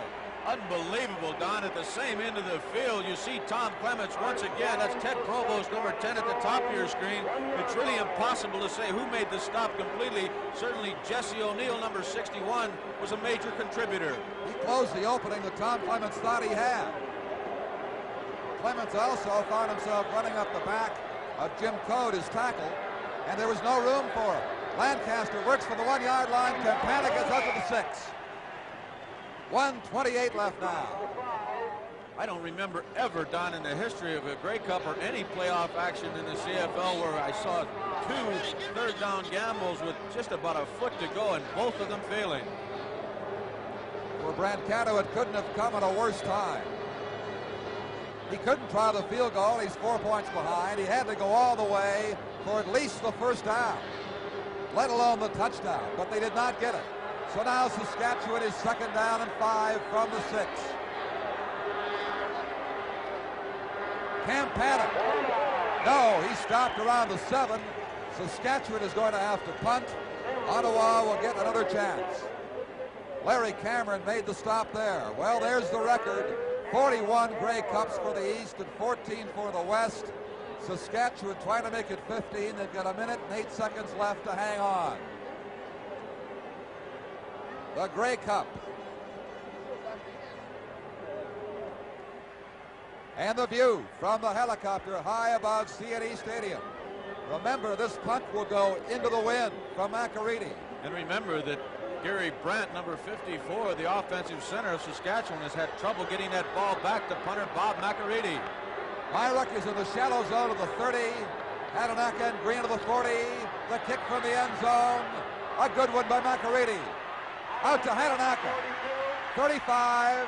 That's it. Cleveland Van has him there at the 35 with 44 seconds remaining. Well, this ball game is far from over, Don. They've got a lot of time. I can't remember as exciting a Grey Cup game for many, many years, Frank. Going right down to the final seconds, a final offensive series by the Ottawa Rough Riders. Saskatchewan's defense has to hold. Ottawa's got to put all the stops. They trail 20-16. And you'd have to believe they'd be looking for Tony Gabriel in a situation like this, Don.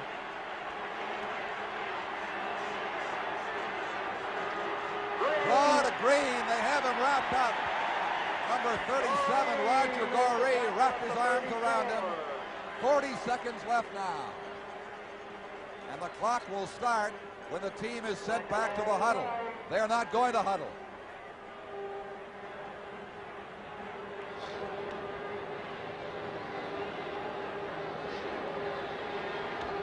All right, time is in.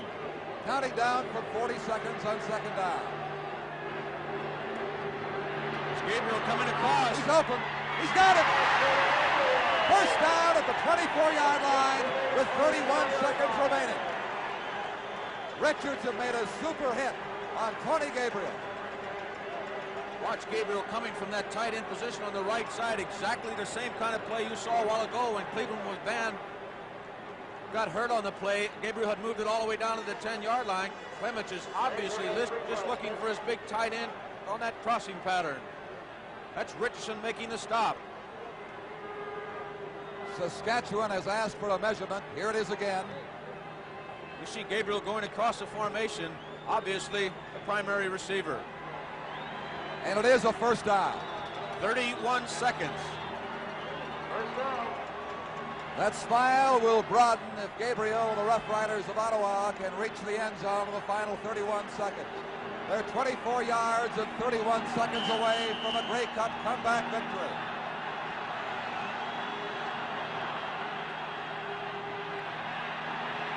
Gabriel is open in the end zone.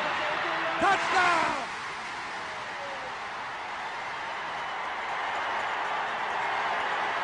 And the Ottawa fans and players are going crazy.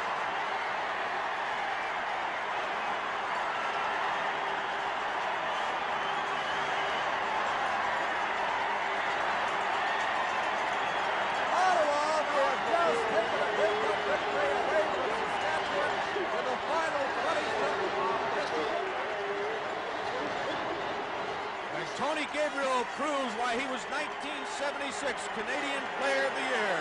The Shenley Award winner takes in his 7th reception for 124 yards and no bigger catch in his life. Look at the time that Clements has to throw the football. He beat Ted Provost, the safety of Saskatchewan, number 10. Wide open in the end zone. And a great throw by little Tommy Clements. Blancato does not display joy on his face, but inside, he's got to be a happy man. And the Saskatchewan Roughriders would have been far happier, Don, had Ottawa scored on the previous attempt. They hadn't held them in 3rd and 1 because they would have had time to come back. Now they have only 20 seconds. They're a field goal apart, 23-20, and that's a very valid point you just made. Because now, with 20 seconds left, Saskatchewan faces an almost impossible situation. Here's the replay. You see Gabriel fake to the inside and then go outside, completely throwing Ted Provost off the mark. He's 5 yards behind the Saskatchewan safety.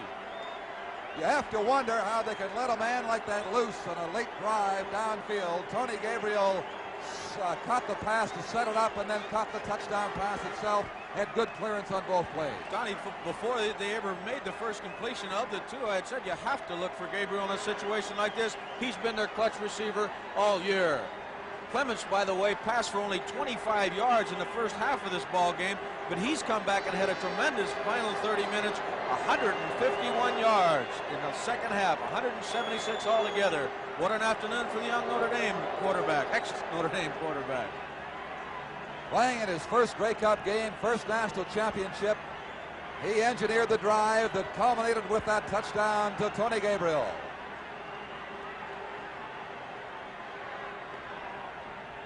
There's the time remaining. Oregon gets the go-ahead for the kickoff. Skips through the hands of the 5-yard line of O'Hara. Back to the 15, that's it. And they've got 13 seconds left. Ken Moore stopped O'Hara short of the 15-yard line. They'll put it down to the 15, and the Western Riders will have one, maybe two plays.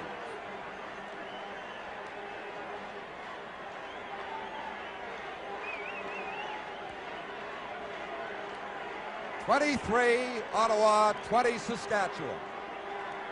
Ottawa led 10-0. Saskatchewan came back to go ahead 17-10. They battled for the second half. Now it's down to this. A long one by Lancaster.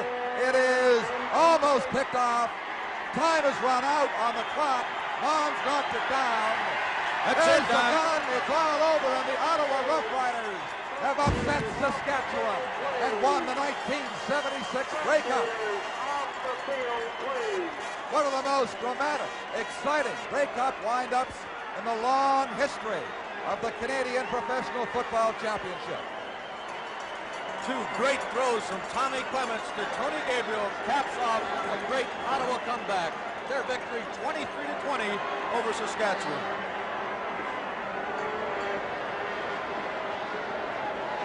There'll be all sorts of talk about other great games. The one that comes to mind was the 1958 Winnipeg-Hamilton game, an exciting offensive game back and forth. This one was very much similar.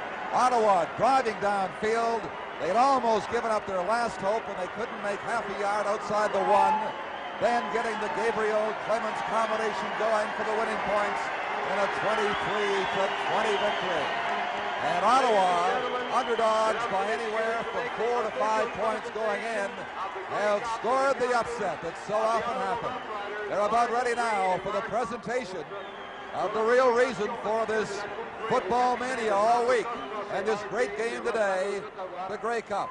Le Prime Ministre of Canada, le Premier Ministre du Canada, M. Pierre-Elliott Trudeau.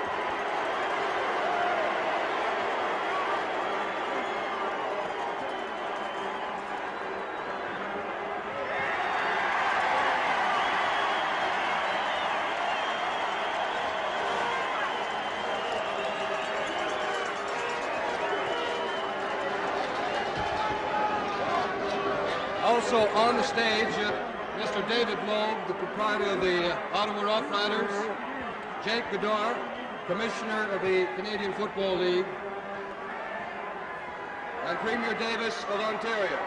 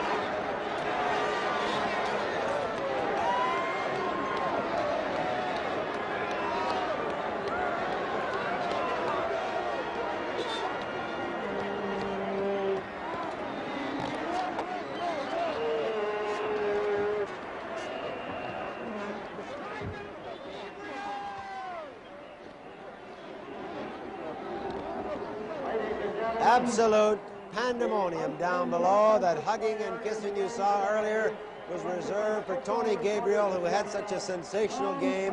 And as they pointed out, Frank Rigney and the boys pointed out, it was in the second half that the Rough Riders came alive. But if you remember, they were down 20-10 early in the second half and then came roaring back to win that football game. It appeared that they might blow it when they had a chance just about the 1-yard line. They did not make it. Then they got the ball back, and the odds were against the Ottawa Rough Riders there because Saskatchewan has an outstanding defense. Again, Ottawa, with Clements and Gabriel combining, went over for the winning touchdown, and what a sensational finish it was. We're going to be back in just a few moments with Don Whitman and a few of the boys, Bill Stevenson, in the winning dressing room. We'll be back right after this. Still celebrating down below. Everything is happening on the field. Youngsters, oldsters alike have poured on to congratulate the Ottawa Rough Riders. Some of the players have had difficulty getting back to the dressing room, but most of them are there. Let's go down to Don Whitman in the winning dressing room. Don? Okay, Ernie, and what a tremendous Grey Cup game it was. George Brancato, when you came in here, I said, what was the final score? You said, I don't know. What a finish. I don't know. I just know we won. I heard that gun goes the happiest time of my life. George, what about that gamble down in the 1-yard line when it looked as though perhaps it was all over for you when you failed to make it? Well, actually, it was a half a yard to go for a first down and a yard to go for a touchdown. So what the heck? We're down there. We're not going to get 2 field goals out of the thing or 3 field, whatever we needed. So we're going to play for broke. George, you had some outstanding individual performances, particularly Tommy Clements and Tony Gabriel. Oh, super. Tony and Tommy were really super. What could you say about them? All year it's been the 2 guys coming up with big plays. George, did you expect it to be a wide-open type of offensive display like it was? Well, we thought it was going to be wide open, and all the ingredients were there for a wide-open game, and there they were. It happened. Wind didn't bother anybody or anything. It was pretty good. Bill Stevenson, I believe you have a question. I just wanted to ask George about the fact that his club, you didn't work them out hard all week. They seemed to be loose. They were almost, well, it's another game where we're coming into here. They didn't have the attitude of being uptight because it was a big Grey Cup. No, we just, they were so tight last week getting ready for Hamilton, the Eastern Final, that I said, let the Toronto atmosphere get them up for the game. So I just let them go in the whole week. Your specialty teams came through with big plays. Of course, you had the punt return by Hentanka, and then you had Jerry Organ. Was that play designed by Organ? He spotted it when he came in at halftime. He said that the guys were running off the line. Nobody was coming in to force him to punt. So he said, you know, he's going to try it, one of these shots, and he did. What if it wouldn't have worked? What did you have said to him?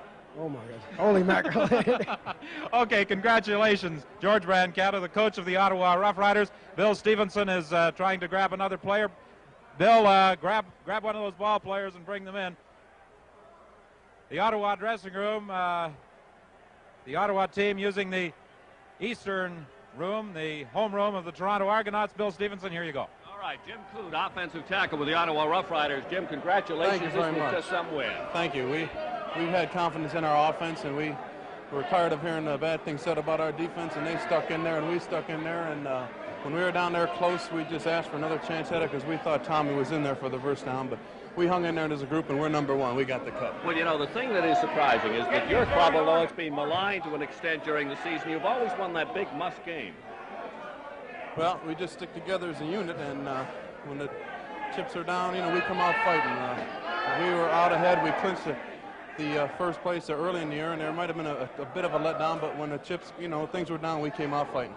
What about the turf out there today? It seemed to me that the players were slipping and sliding a little bit. It was wet at first there. The temperature was just above freezing, but then in the second half it did become icy. It got frozen, and I was even slipping myself, so it did freeze by the second half. That must have made it especially tough for an offensive lineman trying to get off the mark. A couple of short yardage times, I slipped, and Tommy Schutte next to me slipped. We were said, geez, I didn't get do much on that because we just lost our footing and almost fell on our faces.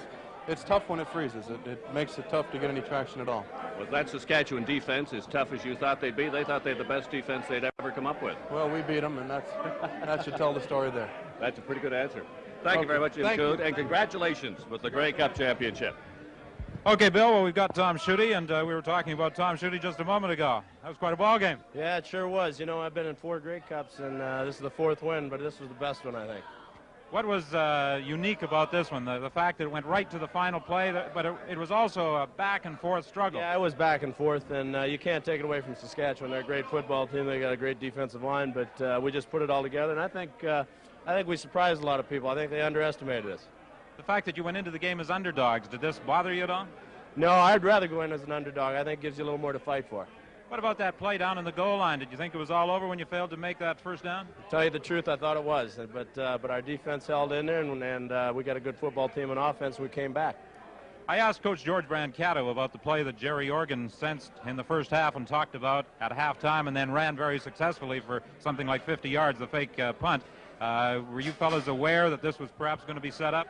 No, I didn't. Well, of course, I'm not on the punt team, but I wasn't aware of it, and I don't even know if our people were either, but I guess I'll find out about that in a little bit.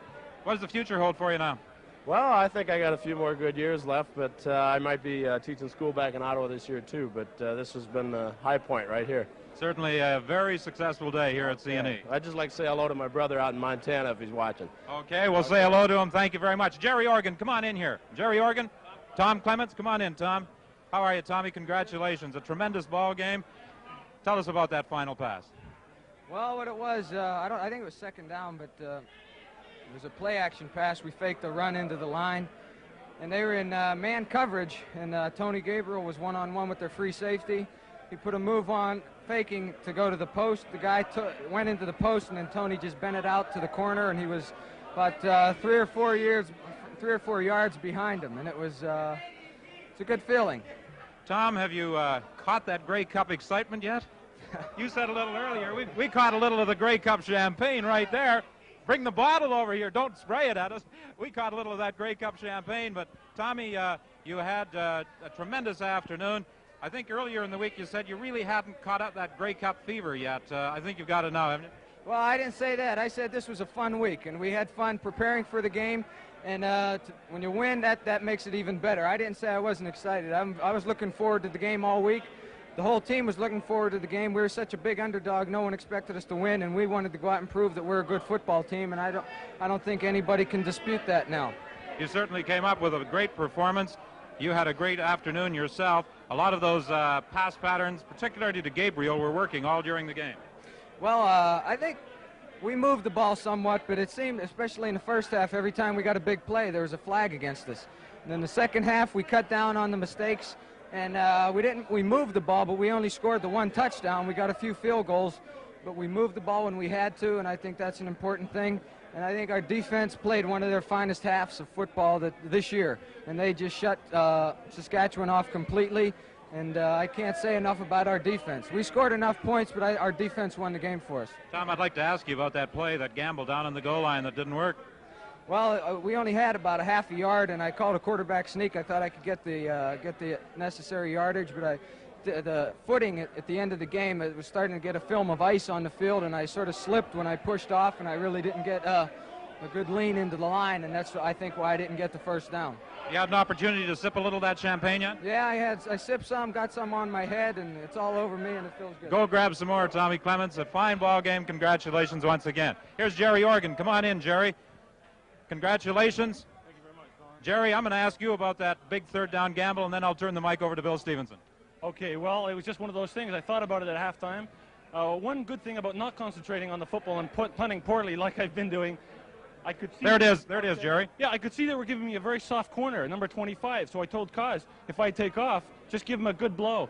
And he did, and it just opened up. I just kept running. I was running like a scared rabbit, as you can see here. So it was just one of those things that I thought about at halftime, and it worked out just great for us. It certainly did. That was a key play in the ball game for the Ottawa Rough Riders, and you also had a couple of good punts and a couple of good field goals in there. Yeah, it was all around a great day. We started off with a great pregame devotional. There's a lot of love on this team, and I think Marv Levy said that. You need a lot of love on a team, and I think we have that here. Yeah, and you know something else, all the Canadians came up with the scoring points today. Well, isn't that great? I've got nothing against the Americans, but when the Canadians come through, I think that's typical of Ottawa football, and it was just a great privilege to be a part of the game today. Was the wind a factor out there? It's always a factor when I'm punting because everybody says it is, but it certainly was, and that field goal I got into the wind just drifted in with the help of the wind, sort of pushing it sideways, if you like, and it was just a great day, but the wind certainly would have been a factor if I'd have been punting into it very much. Victory celebrations here in the dressing room. There's a lot of excitement going on in the dressing room, and in just a moment we're going to award the Outstanding Player trophies, both offensively and defensively, and the Canadian Player of the Game award, and the selectors certainly had a tough choice. Jerry Organ, congratulations on a tremendous Grey Cup game. Thanks, Don. It was great. Thank you. Bill Stevenson. Okay. Congratulations, Jerry. Come on, Rudy. We've got Rudy Sims, the big defensive tackle. I'll tell you how tough it is to decide who won the awards. All the points were scored by Canadian players. That must be a first for a Grey Cup game. But a fellow who did a big job was Rudy Sims. Now, Rudy, you didn't think you should go into this game as underdogs, which you did. Well, I felt we had a good team the whole year. We just went in the middle laps. I figured if the going get tough that we had the team to do it, the personnel. But I don't believe anybody have 12 outstanding athletes like we do when we put them on the field as defensive and offensive. I think we can beat anybody at any given time. Rudy, you were a little unhappy with what was going on in the middle of the line and that pit down there during the game. Well, I thought they were beginning to tackle us at the line of scrimmage, and they wasn't calling it on us for them, but they was calling it on us. And I was just wondering, were they favored more for the West than they were for the East, because the Western officials were throwing the flags for them. And so you figured that they were just favoring the West, and they weren't calling that holding either. Well, I thought some cheap shots and a lot of holding was done by them, and they wasn't called. But when we pushed them and did that, they called it on us. I just wanted to be an even battle, call it both ways. What is it about this club, Rudy? You seem to be able to come up for the big games. You know, everybody had you underrated going into this one, and they've had you underrated ever since you started to slip about mid-season, but you've won the ones you had to. I think this club, we as a group, it's 32 ball players. We have a lot of individual pride here. And we sit down and we talk. When we went in the slump, we won 7 straight. We know we had clinched first place, and it was just a matter of just waiting for the big games to come up. I guess everybody didn't want to go out and get bruised up before the big game, the playoff, and again the Grey Cup. And today we just really came out and played. George spoke to us. He said it was a loose game for us because we was the underdogs, and we just came out real loose. Tell me, did you get as much pressure on Ron Lancaster as you felt you had to today? I think we got more pressure on running today. We had him throwing the ball a lot. but our secondary was dropping off a little bit. He got a little couple of passes. Other than that, I think we contained them very well. So you're very happy with the way your defense played? As long as we win, I'm happy. I know we make some mistakes, but you're happy as long as you win. You can't cry. Tom Clements said, I don't know if you heard him, he said the defense won it for us today. Well, we did our part, and the offense just took it on in and scored for us. Everybody won it. Rudy Sims, congratulations. Oh, I'm glad. Thank you. Thanks, Rudy. Okay, Bill. All right. Bill, I've got Tony Gabriel, the man who scored that game-winning touchdown. Tony, just a great ball game. We're going to have a presentation upcoming to you a little later on this program, but tell us about that final catch. Well, it's hard to imagine that it really did complete it. You know, the last series, Tommy Clements as cool as ever. We had a play pass called fake 34 into the line, and I had to take a deep outside lead off the line. Try to take Provo back into the post. Let's take a look at it. How'd you like to see it again? Okay, so I'm coming off, and nobody stops me coming off the line, which helped. So I take Provo back inside to the post. And now Tommy got lots of time from the offensive line, and I break out back to the corner. And a lot of green pasture there, and I try to drift back into the ball, and it was right there. What were your thoughts at that moment? I knew we'd won, and it was just a great feeling. Since '72, we hadn't been back to the Cup, and now with Ottawa. Back then it was Hamilton versus Regina, and it's just a tremendous occasion now to relive, I guess, a Grey Cup moment and get another ring. Tony, you've had just a tremendous year. It started with that CBC Superstars competition. It came on through the awards ceremony the other night and the Shenley presentation. Now the Grey Cup game, and we've got another presentation to make to you a little later, and we'll hear more from you a little later. Right now we're going to break away for this commercial message and then return to this victorious Ottawa dressing room. Well, I'm sure, as many of you suspected, Tommy Clements of the Ottawa Rough Riders was named the game's Outstanding Offensive Player. And to present the award, I'm pleased to introduce Ed Bradley, the Vice President of Marketing of Labatt's Breweries Canada Limited. Ed? Thanks, Don. I'd like, first of all, to express Labatt's pleasure of being able to participate in the Grey Cup Festival, and especially of being able to recognize for the 10th time the outstanding players in the game. This year's Labatt Award of a Chevrolet Monte Carlo goes to each of the offensive and defensive players as selected by the Football Reporters of Canada. This year's offensive player, as you pointed out, Tom Clements from the Ottawa Rough Riders. Tom, on behalf of Labatt's, congratulations. Thank you very much, Ed. I appreciate it. The car I drive now is sort of a joke on the team, so I'm happy to get a new one. Let this perform as a car for the time being. Okay, thank Are you the very keys much. in there? No, they will be. So you need a new car. Yes, I was planning on getting one anyway, but this came at a most opportune time. There wasn't a Grey Cup plan then, was it? No, it wasn't planned, but I'm glad it worked out that way. Tommy, a tremendous victory, a tremendous performance. Congratulations on your victory and the achievement you just received. The new car is presented by Labatt's. Thank you very much, Ed Bradley. We have the Defensive Player of the award coming up. There's the new automobile, Tommy Clements, that you're going to take home. Perhaps you saw it parked outside the stadium, outside the playing field during the course of the game, but at that stage, you weren't too interested in the automobile, were you? That's what I told him. Can I go? Is that it? That's it. Thank you very much, Tommy. The Defensive Player of the award, we understand that Cleveland Van of the Saskatchewan Roughriders has been named the Defensive Player of the game. We have endeavored to get Cleveland over to the Ottawa dressing room. He was shaken up, of course, late in the ball game, and he may be somewhat reluctant at the moment to come over here. Bill? If I can just move in, he's not that reluctant. He's having a shower, so they're going to drag him. We should have him dressed before he comes over. All right, we'll tell him that. Ed, we'll ask you to present that award just a little later. Right now, I think Bill Stevenson has an award to present as well. Thank you. Right, thank you very much. Let's get Tony up here again. Tony Gabriel, who is the outstanding Canadian player, and Ed Ogden, if we can have Mr. Ed Ogden, who is Vice President for Canadian Pacific Eastern Region. Ed, come on up. Thank you very much, Bill. Say hello to Tony Gabriel. Tony, hi. Congratulations for that fantastic 20-second touchdown before the end of the game. Whatever you say. Just unbelievable. It feels great. Tony has won the Canadian Pacific Dick Suderman Award as the outstanding Canadian player in the game. And Mr. Ed Ogden, I'm going to let you take over now. Thank you very much, Bill. Well, Dick, Tony, rather, is a great privilege for me to present you with the Dick Suderman trophy. And after such a long, tough season, I'm sure you're about ready for a vacation, so we've got a couple of passes anywhere in our Canadian Pacific Airlines system for you. And congratulations again. Thank you very much. Do I get to keep that? Well, we'll give you a replica of that one, Tony. I'll take that. It just feels fantastic. Thank you very much, sir. And I'll take it home with pride, and and everybody I think will remember Dick Suderman, also a hell of a fine football player, and thank you very much for the honor. I wonder, Mr. Ogden, if Tony realizes yet what you've just given him. He can go to Australia, Japan, Hong Kong. Yes, he can go Hawaii, Mexico, you name it, Europe, Tony, so you just start making your plans any day. All right, what I want to say is all year long, I don't care about, I guess the individual award's really super, but all year long we've been telling the guys we're there, and that means being here in Toronto, and it just feels so great now to come out victorious, a hell of a Regina football club, and I think it was just a fine classic game for Canadian football, and I'm just glad to be part of it all, really. It's really super. I want to say hi to everybody at home and friends, and if I may. Thank you. Tony and Ed, we were talking about the game with people outside just as it was closing off, and the feeling is this is the greatest game since about 61, probably. Some said even 58. I don't think there's any doubt about it. It just was the most fantastic football game I think I've ever seen. Certainly the best in 10 or 15. Tony, that last 20 seconds. Well, you know, I'm going to remember that. Like, you know, that was what was on our mind, Bill, and that before the game, coach says 15 years from now you want to look back, you know, and tell your kids or whatever, you made history today that you won it. So it just feels now that we've done that. So it just feels great. All right. Well, Tony Gabriel, congratulations once again. Thank you once again, Mr. Ed Ogden, CPR. And we'll be back with the dressing room activity in just a moment. As we mentioned earlier, the defensive player of the game, Cleveland Van, the middle linebacker of the Saskatchewan Roughriders. And to make the presentation of the new automobile to Cleveland, here again is Ed Bradley, the Vice President of Marketing, Labatt's Breweries Canada Limited.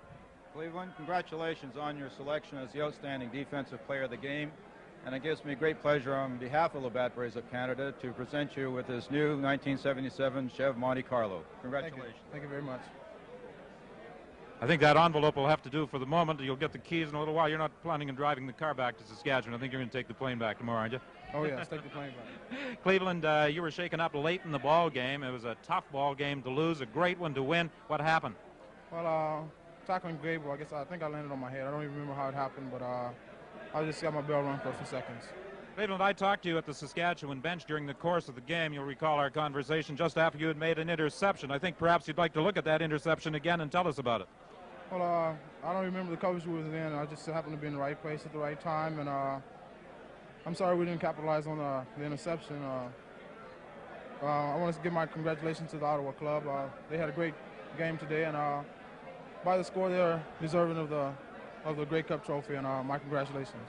Well, you fellas certainly have nothing to be ashamed of. When you made that great goal line stand, it looked as though you might have just done it. You might have stopped them just a yard away from victory.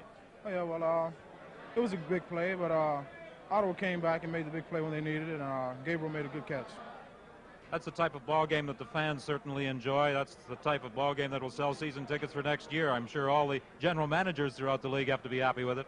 Well, they have to be. It was a great attendance, and the fans were just great, and I consider it an honor playing in the Grey Cup my first year in the CFL. Tell me about the CFL. You said this is your first year, your rookie season. You certainly individually have had an outstanding year. What has been your reaction to the caliber of play? The caliber of players are really great. They have great ball players, and I love playing here in the CFL. And if I had a choice, I'd play here as long as I can. Had you anticipated anything like Grey Cup week?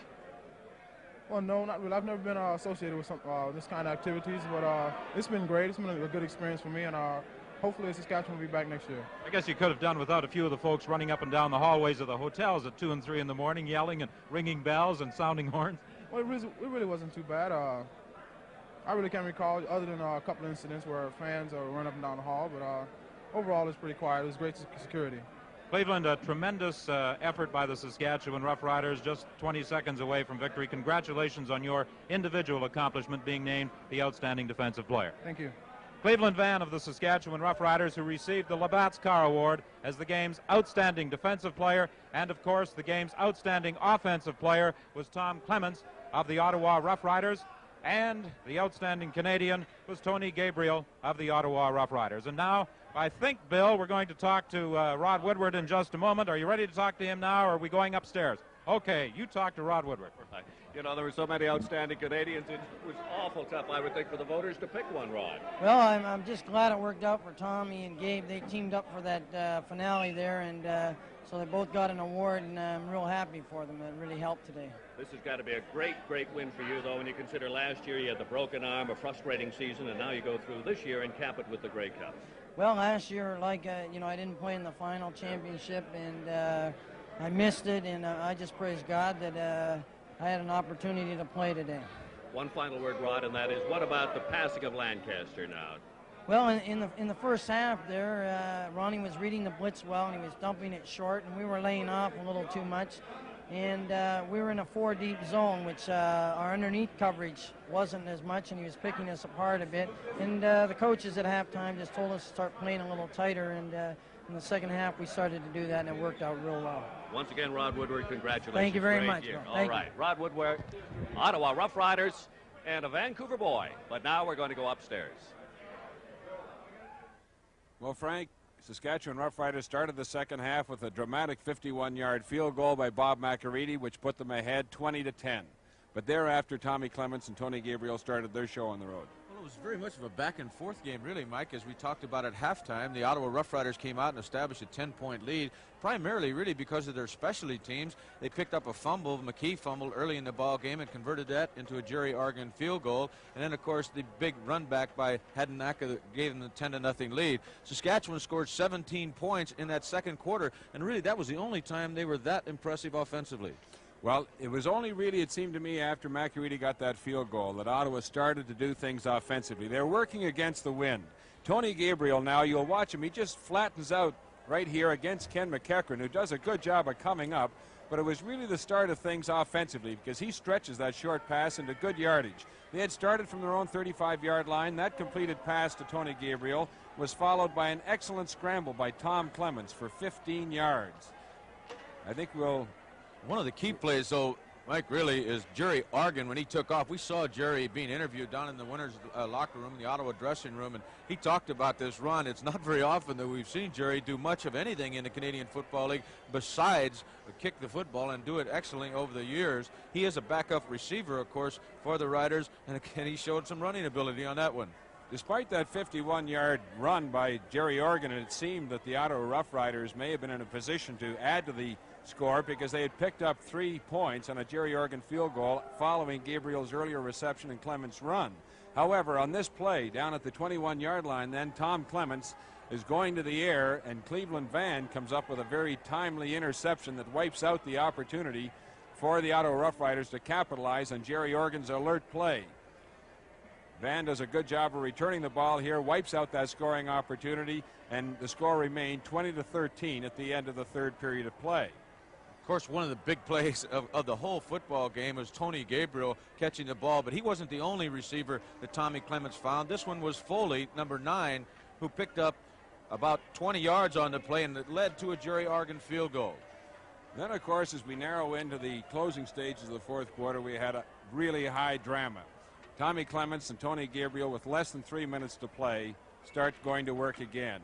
They work down to that 1-yard line. They're stopped short, and it appeared that Saskatchewan may have had the win. So let's see if we can take a look at that sequence of plays that appeared to, at that point at least, solidify the win for Saskatchewan Roughriders. Well, we're going back down to the dressing room now, the Ottawa Rough Rider winner dressing room. Excuse me, Mike. And we have Bill Stevenson and Don Whitman down there with the Ottawa Rough Riders. Thank you, Frank. Well, you know, I've got Mark Cosmos here, David Loeb, the owner of the Ottawa Rough Riders, and Art Green. Mark, first, one thing I want to do. You hold the microphone. I've always wanted to have a sip of champagne out of the Grey Cup. You want to describe it? Can you hold it? It's going down pretty fast. You look like an experienced man to drink. Okay, Mark Cosmos, you also want to light up that cigar of yours. This is a victory cigar. If I can get to stick them off my hands a sec. It broke. You broke the cigar. Wait a minute. While you're trying to perform this feat of magic, I'll talk to the owner of the club, David Loeb. David, just a tremendous victory. You have to be tremendously pleased with your team's performance. I'm not pleased. I'm extremely proud and just grateful for the effort that they put in, not only today, but throughout the year. And we were number 1 in the East, and now we're number 1 in the country. And the team just played fabulously. They came back when they were down. At halftime, they readjusted. They knew that they could do it. They had 30 minutes of the best playing during the entire season, and it took about 40 or 50 seconds, but we're ending up with this beautiful piece of silverware, and that's the name of the game. And I'm thankful for each and every one of them and the coaches and the entire staff that put it all together. Did you get any bubbly out of there? Yes, I got a little bit, but it wasn't very much, mind you. And I think that Mark and Art owe me they owe me a pint, I think. I'm not sure. Bill, do you want to talk to him before somebody throws him in the shower? He's going in. Mark told me, but I wanted to ask Mark what he told Ron Lancaster out there. Mark, you were mouthing off at him all afternoon. I wasn't mouthing off. You know, it was a situation out there and getting near the end of the fourth quarter, and I said to Ron, after he had just completed a pass, I said, Ron, I hope the fans are appreciating this game because we're giving them one of the best. And I just want to say while I'm here, Mr. Pappas at Pappas's Restaurant, I asked him to give me a cigar because we were going to the Grey Cup, and here we are. I'm smoking it on TV. I broke it in half. He gave me one in '72, and I smoked it at the Grey Cup, and I'm just happy to be here. And I told you 4 times you got to have a Greek on the Grey Cup, right?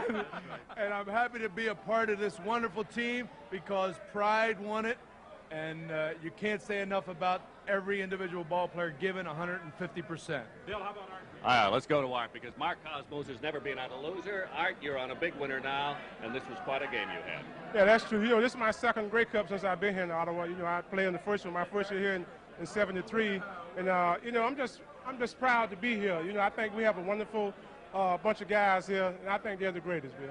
What about your contract now? You're a free man. Come next spring, you're played out your option. Are you going to stay with Ottawa? Yeah, as of right now, my agent is here in Toronto, and I guess him and Mr. Loeb will get together sometime this evening. And I just hope, you know, they can get something, you know, negotiated. If not, I will be a free agent around April. Let's hope you stay with us, Art. And now, let's go upstairs.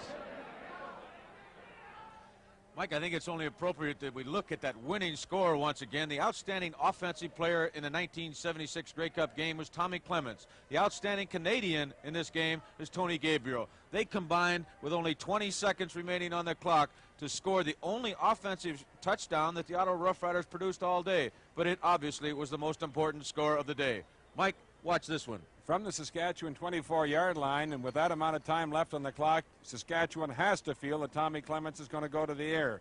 Tony Gabriel has already described this play. He went down, made a move into the middle against Ted Provo, then broke deep to the outside. However, lest people be a little severe on Provo, he didn't have the support from the deep outside coverage. Ray Odoms was the cornerback who was responsible in that zone coverage for it. He wasn't there to give Provo that kind of help when Gabriel broke out towards that flag area, and I think that was one of the reasons why Tony Gabriel was able to get so open, Frank. Mike, I don't think anybody would be critical of Provost or the Saskatchewan Roughriders. They had a tremendous season in 1976, but we'd also have to say that the Ottawa Roughriders, the 1976 Grey Cup champions, get our congratulations. What I really was amazed by with the Ottawa Rough Riders is the number of times that they had opportunities, such as the big play by Oregon that we talked about, and then that was wiped out by Cleveland Van. Then down on the 1.5-yard line, they failed on that third down gamble. This is a young team. They found themselves facing adversity a number of times. They were still able to come back in 20 seconds and capture this game, and I think that says a lot for them. The real key was that they stopped the Saskatchewan Roughriders from rushing the football at all, and of course Tony Gabriel, who caught 7 passes for 124 yards. Once again, our congratulations to the Ottawa Roughriders. All right, Frank and Mike, thank you very much. You know, those celebrations will move out of the dressing room and downtown and through the hotel rooms. There'll be quite a few parties going on tonight, and I'm sure they'll be celebrating out there in Ottawa this great Grey Cup victory. But in Saskatchewan, too, remember, there'll be celebrations there because the Saskatchewan Roughriders had a spectacular season. They were only 20 seconds away from the Grey Cup. A great team. Now, on behalf of all those who helped us put on this Grey Cup game for you, this is Ernie Afghana saying goodbye from Exhibition Stadium. The 1976 Grey Cup game, brought to you by Canadian Pacific, working for Canadians in resource development, manufacturing, and transportation. KTEL International, specialists in personal care, household, and leisure time products.